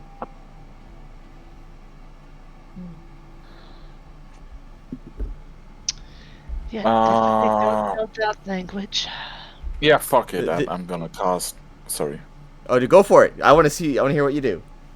I'm gonna cast Detect Magic to see what kind of school these spells are from. If these are like What, the damage. barrier? In general, everything. Okay, right. I'm gonna copy it. For the duration, you sense the presence of magical effects within 30 feet of yourself. If you sense such effects, you can take the magic action to see a faint aura around any visible creature or object in the area that bears the magic. And if the effect was created by a spell, you learn the spell's school of magic. Well, the first thing I'll tell you about that is you'll immediately find out that Phelan is covered in conjuration magic. That's interesting.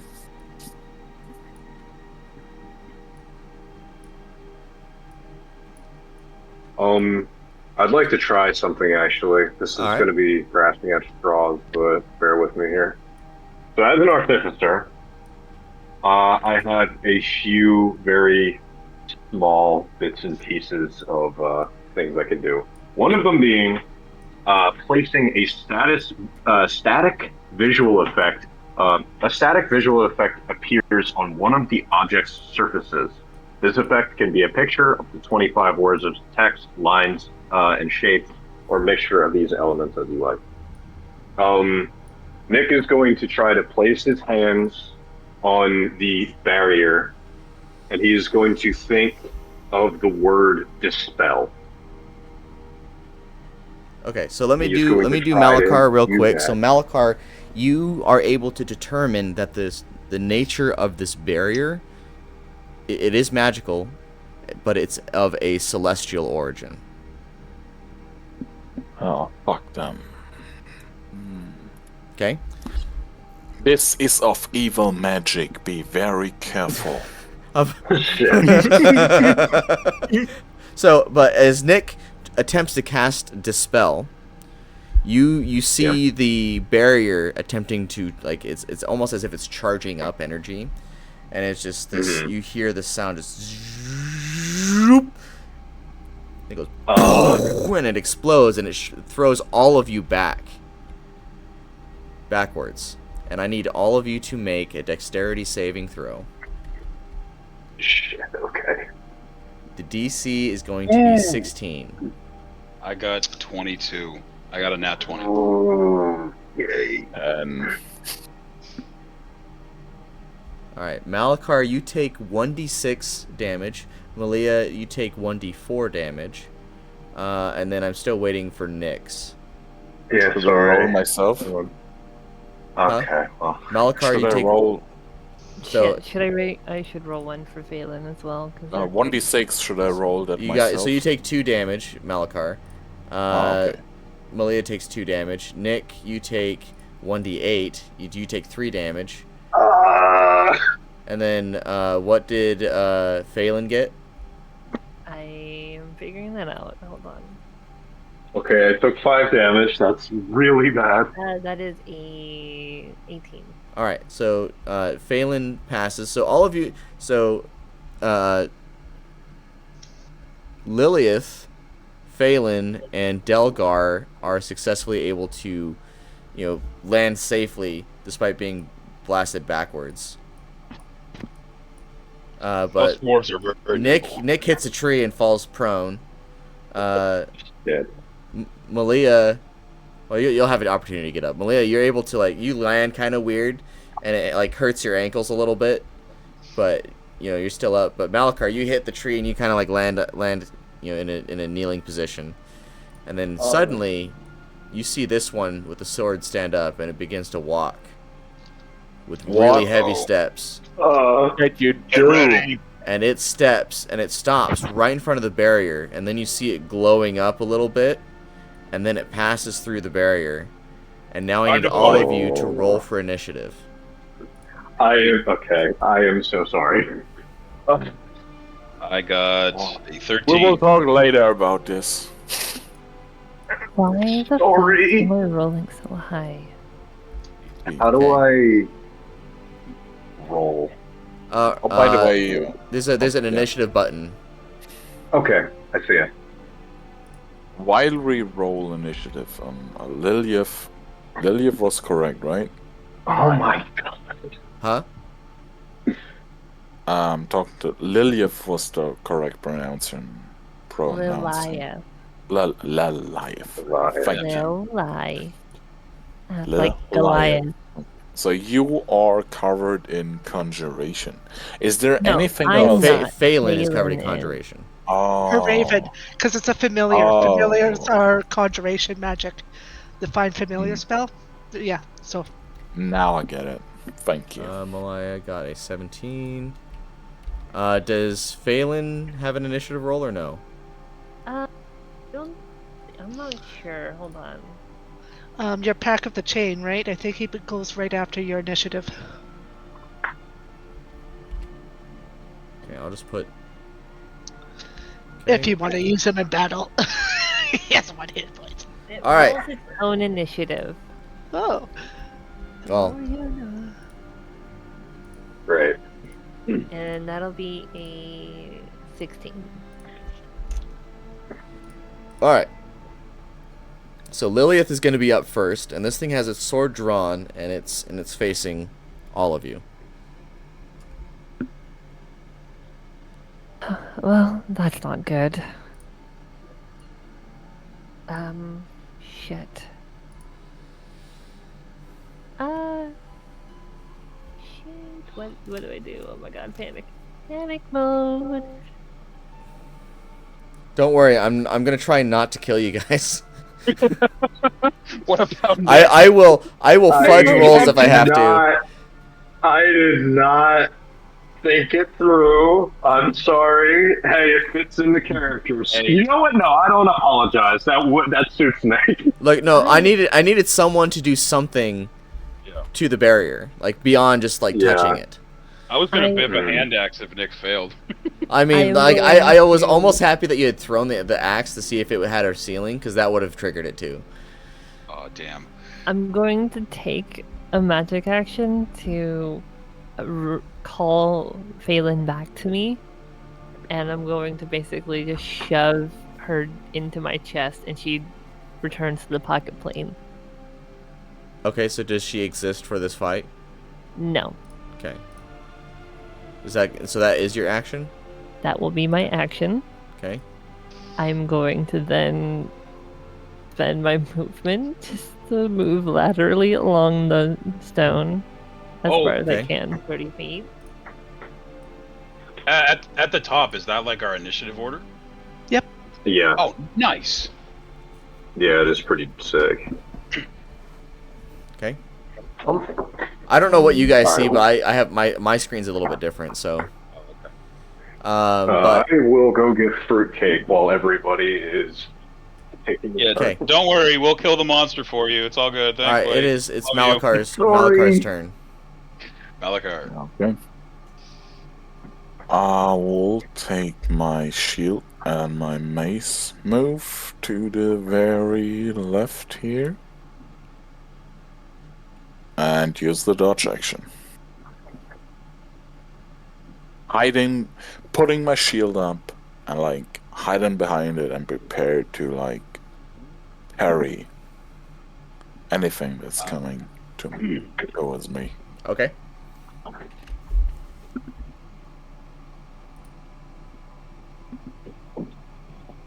It's now Malia's turn. So it's the one with the sword that has come forward.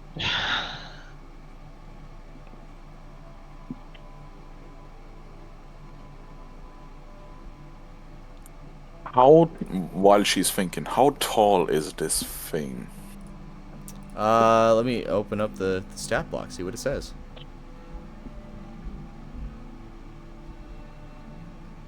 I believe it's like 9 feet tall. Oh, jeez. Okay.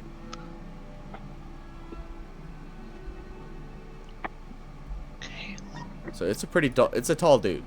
It's a tall thing. But not like super crushing. It could. It's big.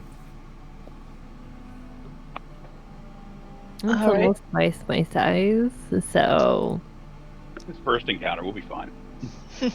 Yeah, I'm not gonna. Like I said, my goal is not to kill you here. So don't be afraid to attack the thing. Yeah, Delgar's gonna rush him with his axe. Like, you guys are fine. Nope. Don't you worry. We will kill Alright. ourselves eventually. Like, Malia hits with a 16. It does not hit technically. Shit. All right. Well,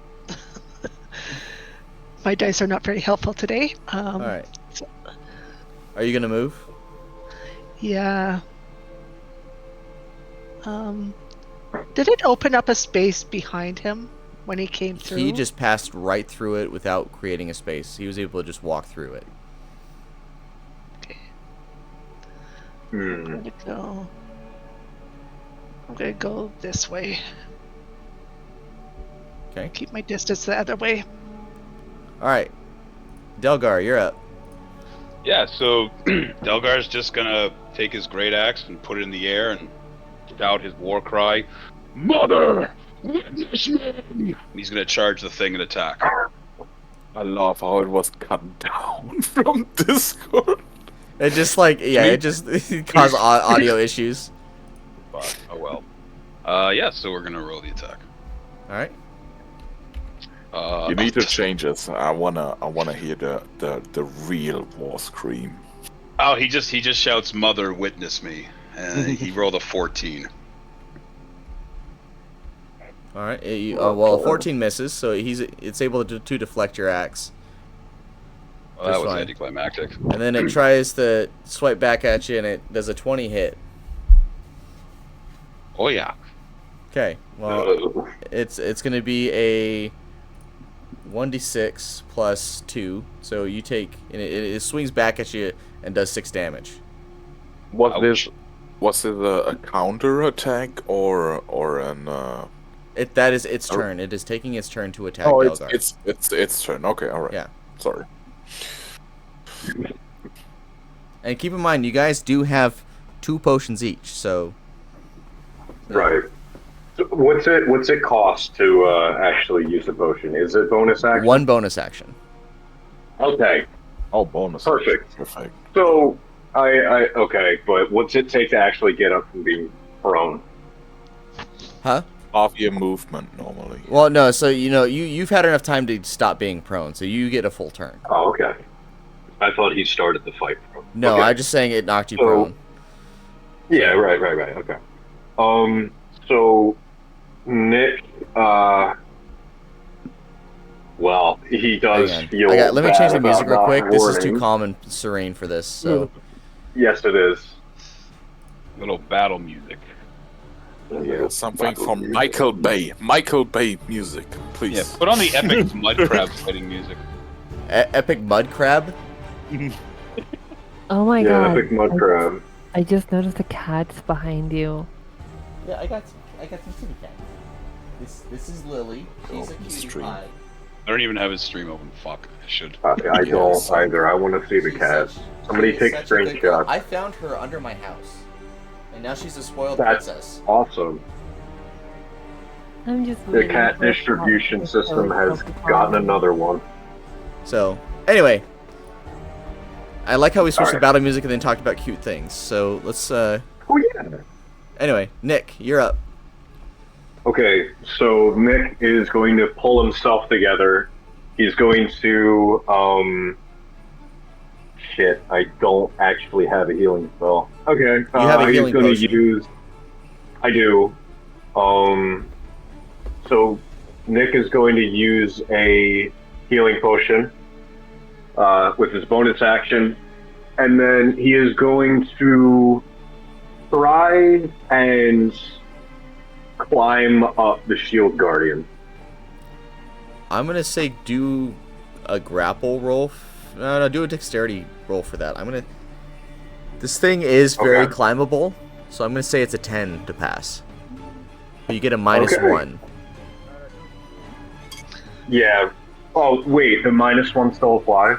Yes, Yep, because we're you're still in the forest. forest. Okay. So dexterity check.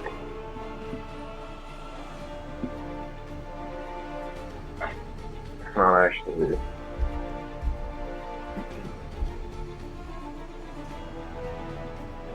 All right, Actually you roll. kind of like slip and fall as you're trying to climb this thing. Okay. We are useless. He's we are gonna use the rest of his movement to back away a little bit. Okay. Then we are back to Liliath. Okay. Realizing it's an actual threat, I'm going to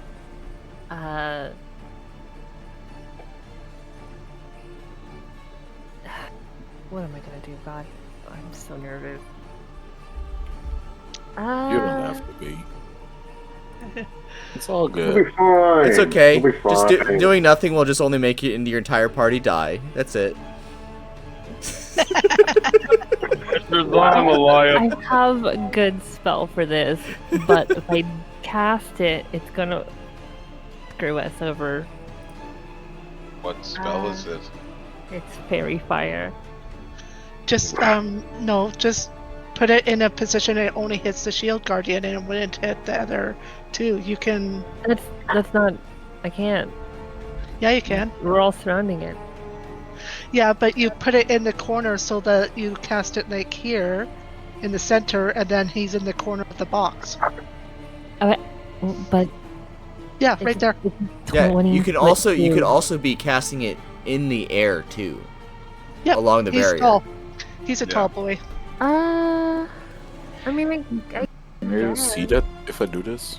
honestly no. Hold on. I think this will be better. I'm gonna cast Hex on him. Okay. And when that happens, rather than anything from Goliath, a bird comes out of the nearby trees, a raven, and kind of just lands onto it and kind of smashes into it and leaves a scorch mark that has kind of a symbol in Sylvan.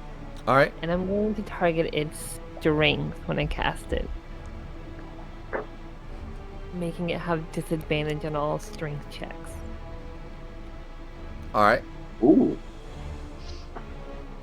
And then I'm going to have another raven attack it with Talon Strike, a rebranded version of Eldritch Blast. And I missed. Mm. All right. So Malakar, you are up. But I'll also give it a little more distance. I am a squishy girl. I don't know why, but I got a very strange feeling that a whip is not very effective here. Well, you never know until you try. Wrap around his No. leg and pull. No, I'm gonna go for the mace. Okay. Yeah, damn, I'm so fucking weak that I will hit it with my mace. I will try, at least. I still have I have a -1 on the mace attack. Yes. So that's That's one. that's damage. You Oh, rolled the well wrong thing. then it's a true. No, you rolled the wrong thing. You got to click on to hit. Oh, right, that was damage. Thank God. Well, that's All right, so you get a 12. 12. Okay, so that one misses. I'm probably gonna lower its AC to make it easier to hit. at this point. No. That's a great idea, actually. So I'm gonna make its AC 14 now, going forward. What? instead of 17, which is what it's at. Bonus action. I'm gonna look at it very intense, and then I'm gonna end my turn. All right. It is Malia's turn. All right.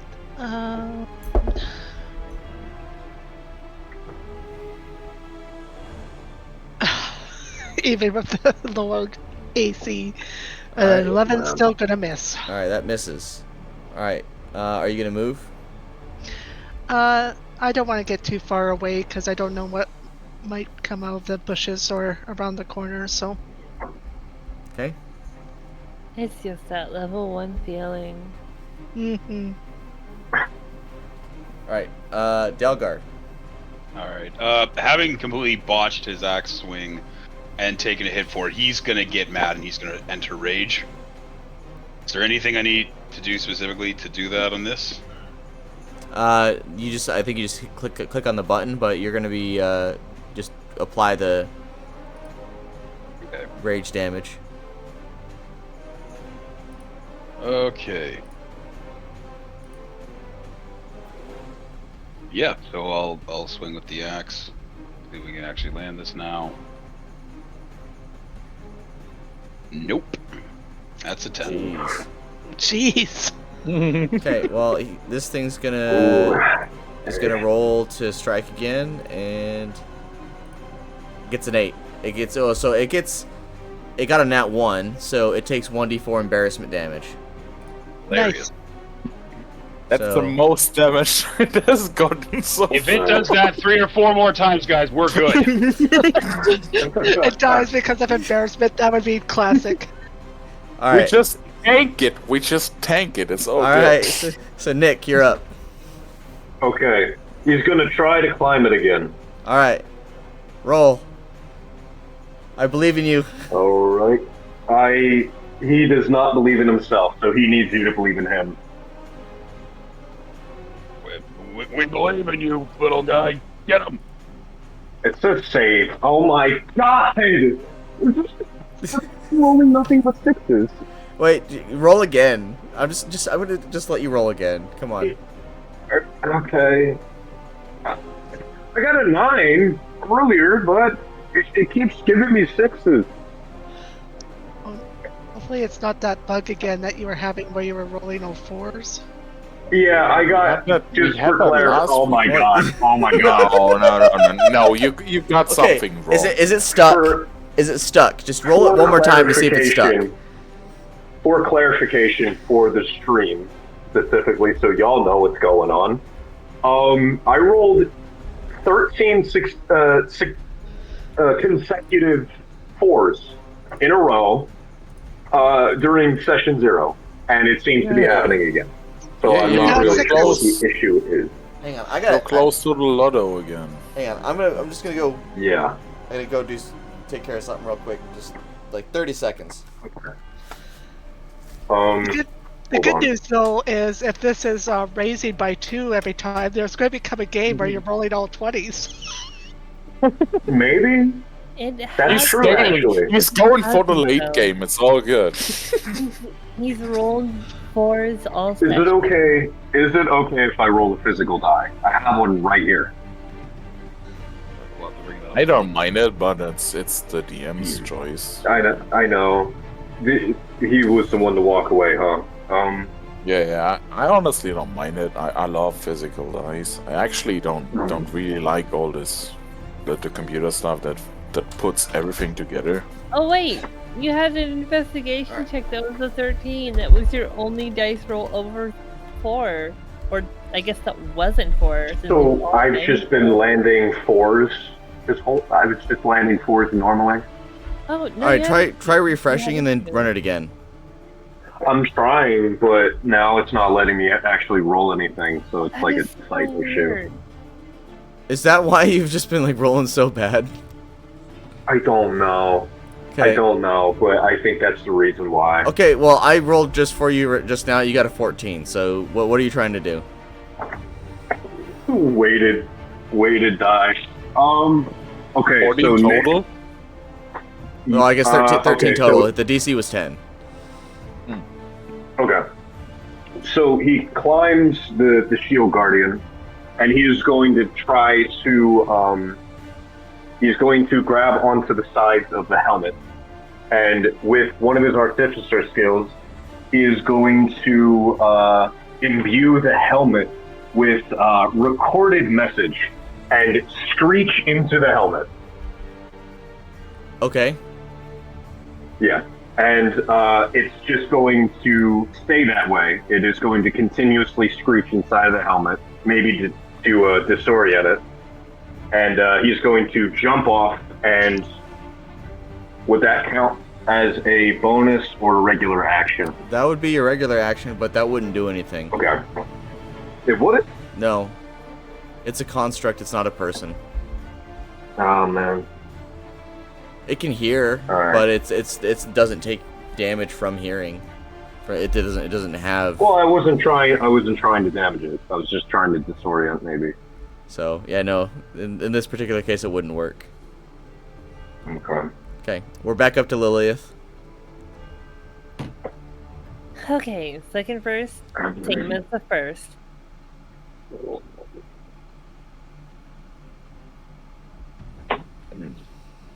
And There you go. all right. So you hit it. Somebody hit. Somebody Nice. hit it.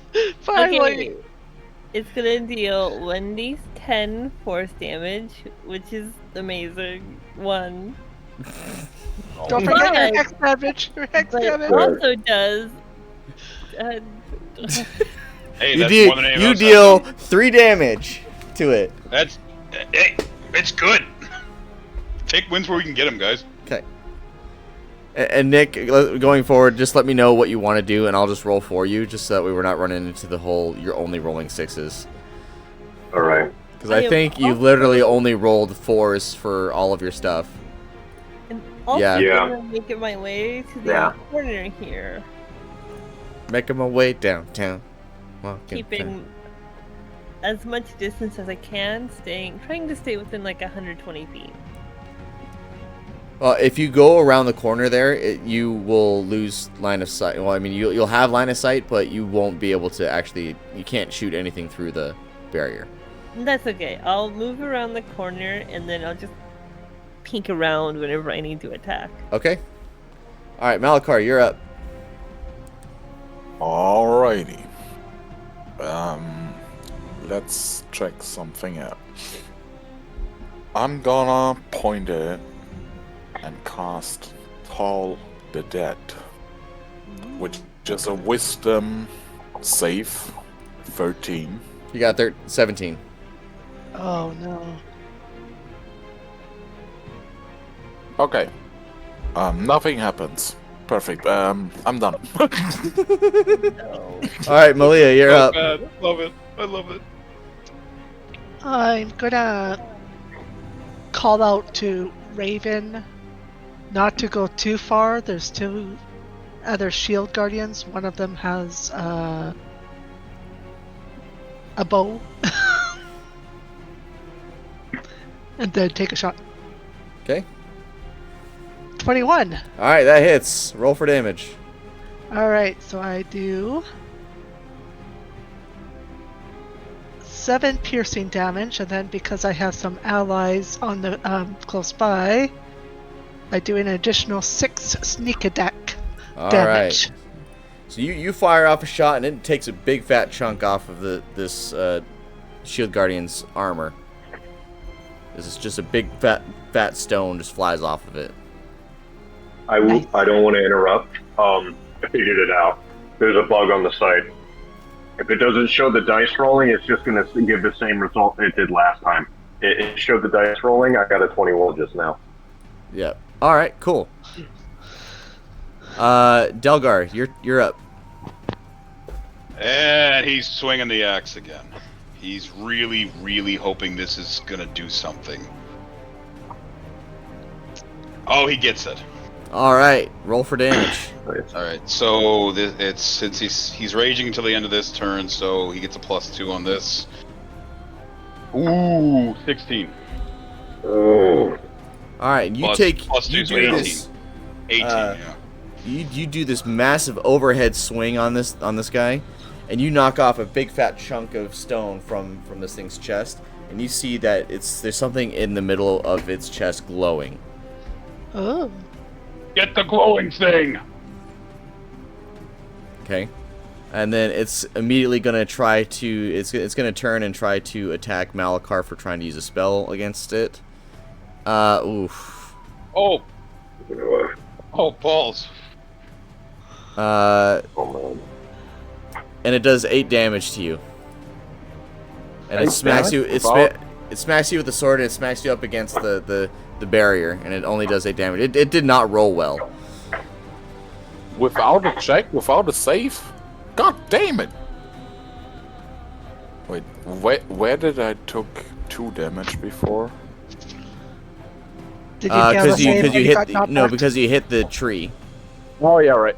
Yeah. I'm at 3 HP. All right. Yeah, no, it swings its sword real wide and it hits you, and you hit the barrier. You're still on your feet though. I would like to use my reaction. Okay. That was, tasty. But I would like to cast Hellish Rebuke. All right. That's a dex save.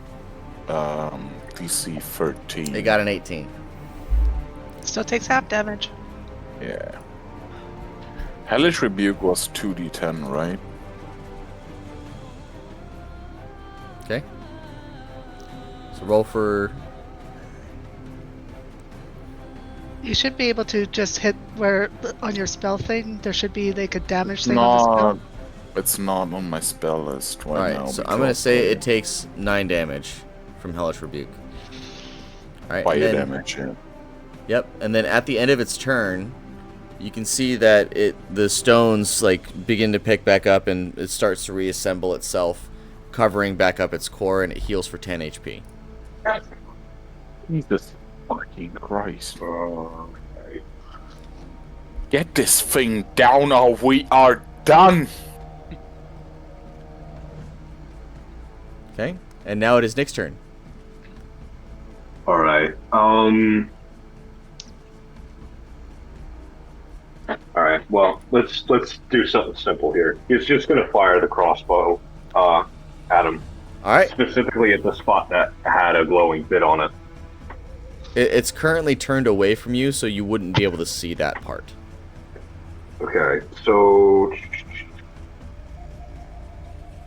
Because it turned to attack Malakar, so its front would be facing. Okay. So. Nick is going to cast Long Strider here All right. on himself, and he is going to run 40 feet over to this spot here, to where the spot is exposed. And he's going to fire the crossbow. All right.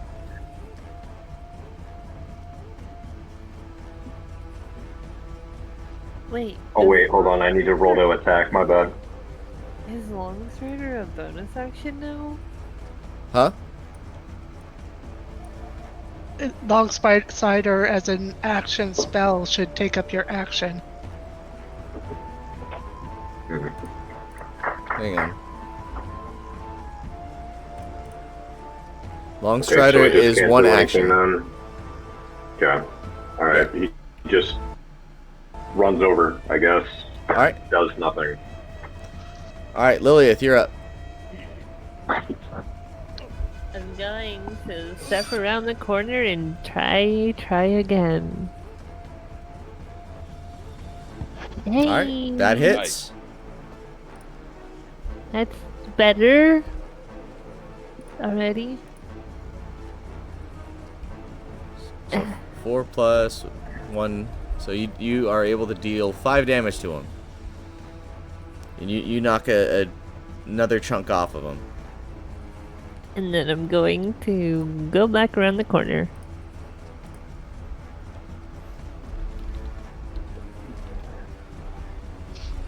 Okay.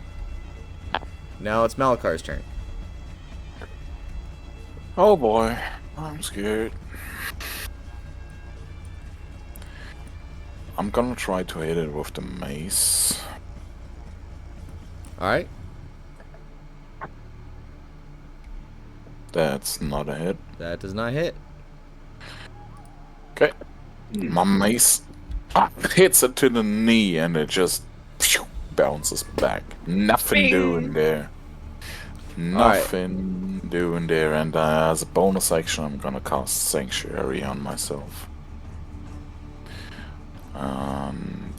That's it with my spells. Okay. Don't die now. Malia's I'm turn. done. You said that the gem is covered up, correct? Yes, the core is covered up. Okay, I'm gonna move forward up to the shield guardian, and I'm gonna hold my action so when Delgar, because Delgar does a lot of damage, opens up that core again, I'm gonna try to grab for the core. All right. All right. Finally, someone. You're gonna do it. Yeah, Delgar is going to aim his axe right where the core was, and at least try to pop him back open. He's not raging anymore. He's chilled out. Let's see if he can do it. Yep, he gets it. All right.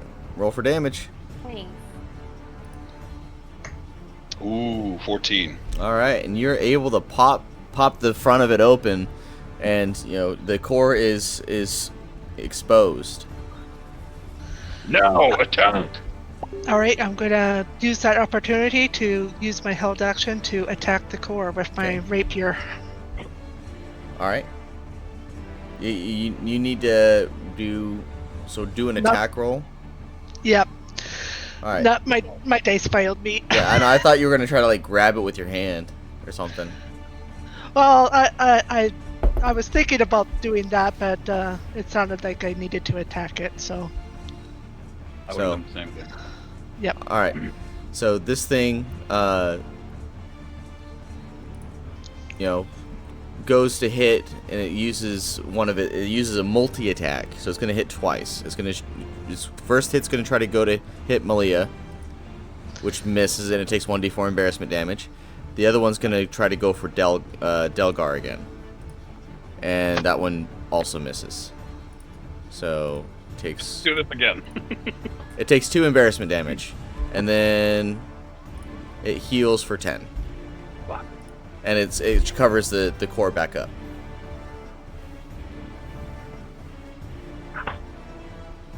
Okay. What can I actually do here where it's not a dud of a turn? That would be nice.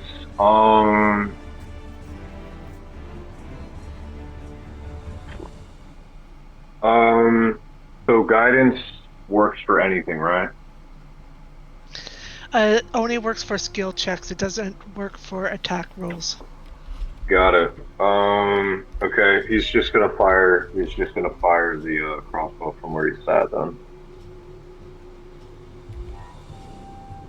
Okay. Okay, that's not gonna hit. Did you roll the attack roll? I did. Oh, there it I is. got a 9. Yeah. Okay, so Nick is tired of not contributing anything. He's gonna climb the thing again. Alright, so 10 dexterity. Okay, just barely got it. For whatever reason, it's delayed getting to me, so. Yeah, seems like it.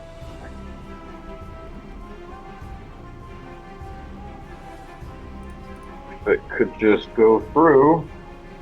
There it is. Alright, and you're able to climb this thing. Okay. He's just going to hold on to it for dear life, like onto the helmet. Alright, and That's the end of the turn. then we go back up to Lilith. Okay, I'm gonna peek around the corner and just do my warlock thing. No. Alright, Damn, and just shy. you fire off a shot, and it kind of flies by Nick as he's grabbing onto the helmet. All right, and we're at Malakar now. So, I'm gonna be a team player here and drink a potion for myself. Which is 1d8 plus 2 or 4. So it's 1d8. So it's 1d8 plus 4 or 2d4 plus 2. So yeah, so you heal for 12. So you're here. You're healed the full. Oh boy!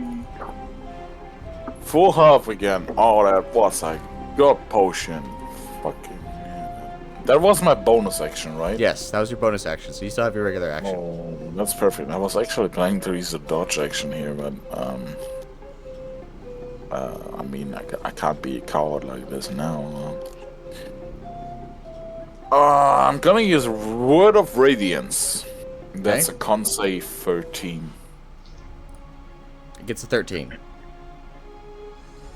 So I made it, so nothing happens. Perfect. My turn is done. All right. Malia, your turn. Once again, I'm gonna hold my action so when Delgar strikes and opens up that core, I'm gonna try to grab the core out this time. I'm not having any luck with my weapons. Okay. Delgar, you're up. Yeah, Delgar's just gonna like shout at it, "Why won't you die?" He rolls. Oh! I got that 20. Yeah! There you go. Baby. Hey, let's do this. Big damage. Let's go. Come on now. Oh! Yeah! Man. All right. You take a big fat chunk out of its chest again, and it reveals the core a third time. Go for it now. So what should I be rolling? Acrobatics to grab it, or Do acrobatics at advantage. nice? It's Ooh, 15. It's pretty good. Let's see if I can do better than that. Well, you succeed. So. Yay! Both of those rolls were good. Yep. So you're able to grab it, and as you grab it and you yank this thing out, it seizes up and it starts,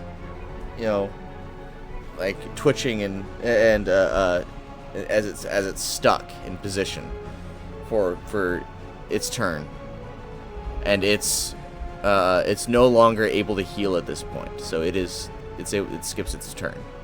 So Kill she's gonna cry out, "It can't heal! Bring it down!" and just hold on to the core as hard as she can. Okay. So, alright, is it at all possible that Nick could just kind of try to use the little weight that he has to just lean back and try to topple it over? Sure. Do And it's at a disadvantage strength. Do a strength check. Do a strength for me. DC's 13. And it's at Got disadvantage. it. Well, that's not happening. Oh no! Yeah. So you got One. So you got an 8. Yeah, my 1 3. You lean back, but it's able to resist because you're not all that heavy. No, he's really not, but he's trying. All right. So he's just gonna jump down and try to stab the core with the knife. Is that something I can do? Well, it does. The core's not there anymore, so. Well, stab the core like in her hands. I know. Or have her like drop it or something. Yeah, smash the core. It's a good idea. Yeah. As the DM, I'm gonna say don't smash the core, please. You need Okay. it. I'm telling you, the core. Do it. We all gain divine providence and decide not to smash the core. Please don't smash the core. I want to, but I'm not going to. Okay, you'll just like stab at the golem then, I guess. Sure. You can roll the hit. There. All right, that hits because you got a 14. Its AC is 14. Roll for damage. There. So as on your way down, you take you just drag your knife all the way down. You're able to knock off some chunks of stone. All right. Oh wait a minute, that doesn't seem right.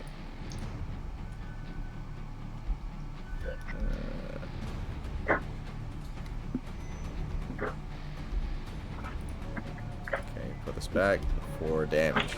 Not 40 damage, 4 damage. Alright. Lilith, you're up. Eh, same thing. You miss. I feel you. That's my turn. Don't worry. Alright, Malakar, your turn. I am a warlock and I do one thing. Who is next to you? Next to me. I'm not doing any good, and I'm actually an idiot. You're saying that. How do you think I feel? Just hit it with your mace. Malia is in Zero. my range. I'm gonna touch her left arm and finish this. Finish me! Oh no! Guidance. Whoa. I'm gonna use an action to Bad cast touch. guidance in Bad her, touch. and I'm done. And I'm gonna finish my turn. Okay. So, Malia's turn. So the core is disappeared from what I understand, correct? So, the core is... No, you're holding it. Okay. Can I investigate how it's attached to this creature to take it out of him? You can see that the core itself has the symbols you saw along the magic barrier is written on this core. She makes a note to herself that she has to learn this language to understand it later. She's going to try to not stab the core, but stab inside where the core is, just to try to inflict some damage in the inside. Okay, so so the core is no longer inside the thing. So you just want to make the hole bigger. I have the core. Yes, you are holding the core in your hand. Neat. I'm going to put it in my pocket. And then I'll just attack this thing, because I thought the core was still attached to the thing. No. Sorry, that was my misunderstanding. And I will attack with my rapier. 13. It's not So great 12 enough. does not hit. You can add a D4 to that attack. Not with guidance. Guidance doesn't help my attacks. Guidance is ability checks. Yeah. Attack rolls too, but not damage rolls. But attack rolls, it should help, doesn't it? No, I think that would be bless. Yeah, that's blessed. Guidance is only ability checks.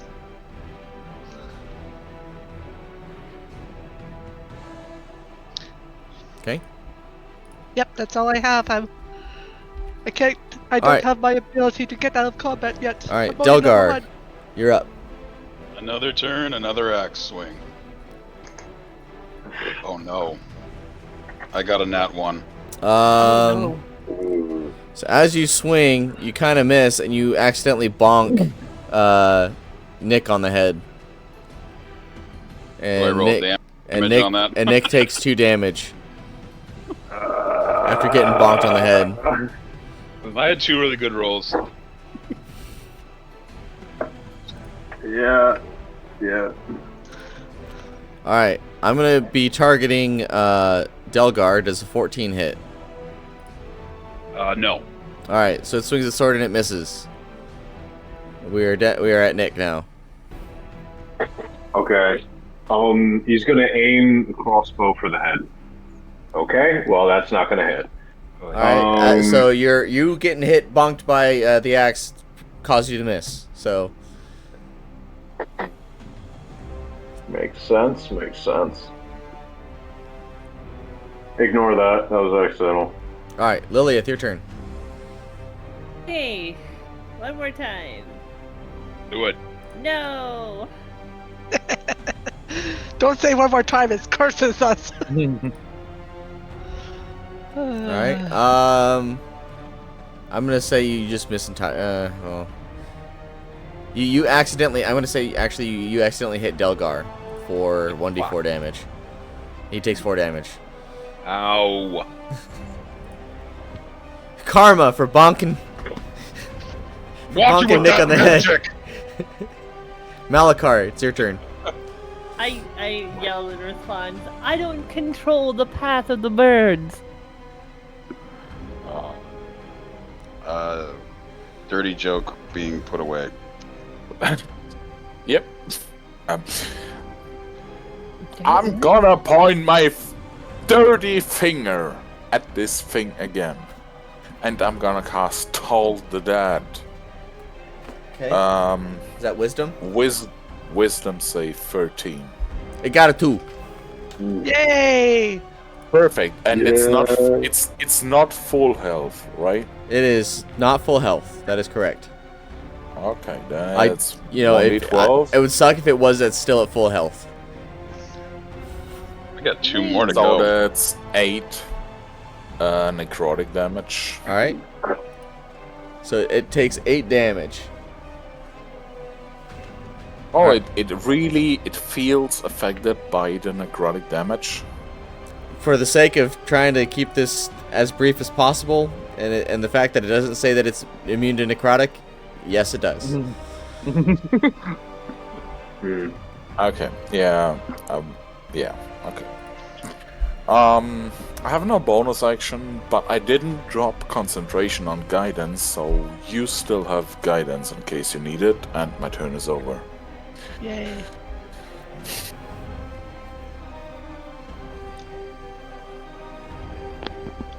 No, I think we still... Before I can look at this thing, we need to take this thing down so it stops hitting people, so that's what I'm gonna do. Try to do, at least. With my rapier, again. That hits. 20! There you go. Roll for damage. Because this is also sneak attack on top of that, so all the dice will be doubled. There we go. So 16. And then the double the sneak attack did go 2d6. So, do you want me to roll one more of those, or Yeah, just go ahead and roll another one. Yay! All right, and you're able to like get your rapier in there, and as you like pull it back out, you take a fat chunk of stone with it, and it loses one of its arms. Not Nice, the arm as that's it- holding the sword; it loses its other arm. Yes, as I find that sort of weak spot, I whisper something in Elven to myself. All right, Delgar, you're up. All right. Guess what I'm gonna do? Does it swing your axe really hard? Yeah, and I got it. Yay! Nice. Okay. Not the best. All right, and you aimed for a spot that just barely fell off as she got her really solid hit in, but you were still able to knock off a good chunk of stone. And this thing turns to attack Nick because it's just right there, and it gets a 12. Does that hit? That does not hit. All right, well then it completely misses, and now it's Nick's turn. He does a little back step before lunging at its leg with his knife. Okay. There we go. I don't know what you got, so It says I got a 16. It'll pop Alright. up in a second. that's gonna hit. So roll for damage. Yep. There we go.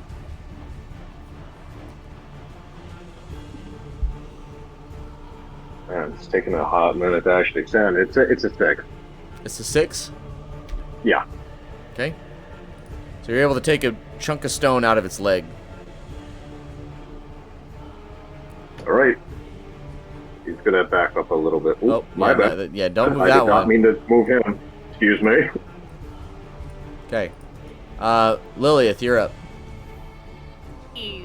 Okay. This well, thing I is would like really to stop doing damaged. that. Not gonna say it this time. I still missed. Hmm. Okay. Malakar, your turn. I still have my concentration on the guidance, but I'm just gonna swing my mace. I swing my Right to mace right round, right Finish round. this bastard with a fucking 10. You mean a 9? That was a mean. I mean, a 9. Yeah, you're right. Okay, and you miss. Oh, and I end my turn. Okay. Malia, your turn. With my rapier again. That 18 hits. Nice. for 7 piercing damage and 3 sneak damage. So wait, 11 damage? Yep. So 14? Yep. All right, and you stab your rapier in another way, and you're able to, take off another big fat solid chunk, and you see that its leg just kind of falls apart, and it falls down on its side, but it's still swinging its arm wildly. So it is now Delgar's turn. Fucking hell! Kill it! So roll to attack at advantage. So Because I made it prone. So I Yeah, just prone roll. now. I just roll 2 dice for advantage. Yes. Or if you can just right click and then select advantage. So Oh well, I got a 22 total Okay. on the first one. so that hits.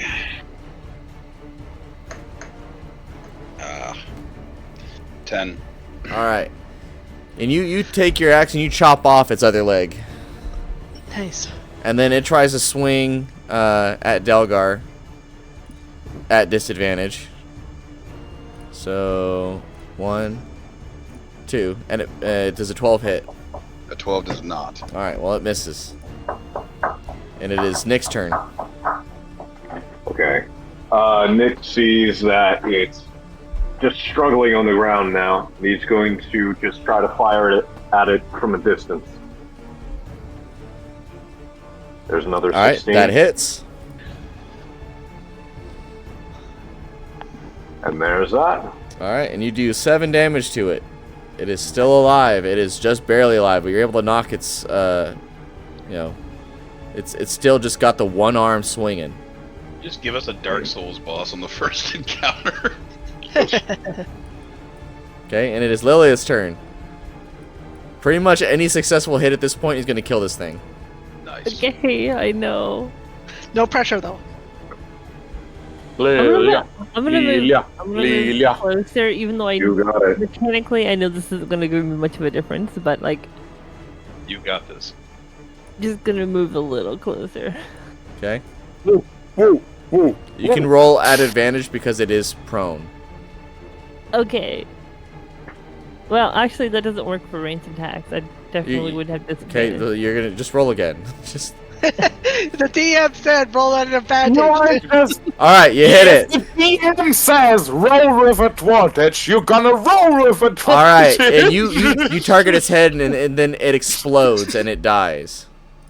Oh. Delgar's gonna fall on his ass and go, well, it was fun. All right, and then as this is occurring, you see these other two Oh no. stand up and begin to take slow steps moving forward. We're getting out of here. We're running now. No, no. Retreat. Oh, Retreat, fuck run. no. We can run, right? Yes, you can run. I'm not making you stay. Out of here. We're getting out of here. Let's go. Let's move it, people. Take the core out of here. Away. Yeah, let's go. Come on, move your Yeah, guys. you just I'm gonna hold up the core I have. Yeah, it's time for the dash action. You're gonna hold up the core. Yeah, I have the core from the other thing. They It don't happens- care. They're gonna start passing through the Okay. Let's barrier. leave now. Leaving now. I'm gonna follow. I'm gonna follow. running away. All right. Running away. Question And is- that's where we're going to end the session, from- with you all running away very bravely. Oh, perfect. We're cowards. You wanted to fight two more of them? You wanted to fight 2 more of those things? Nope. Yeah. Nope. We need to regroup and rethink our strategy on that one. All right. Yep. So, yeah, so we're going to end the session there. I'm going to go ahead and stop the stream, but yeah, it is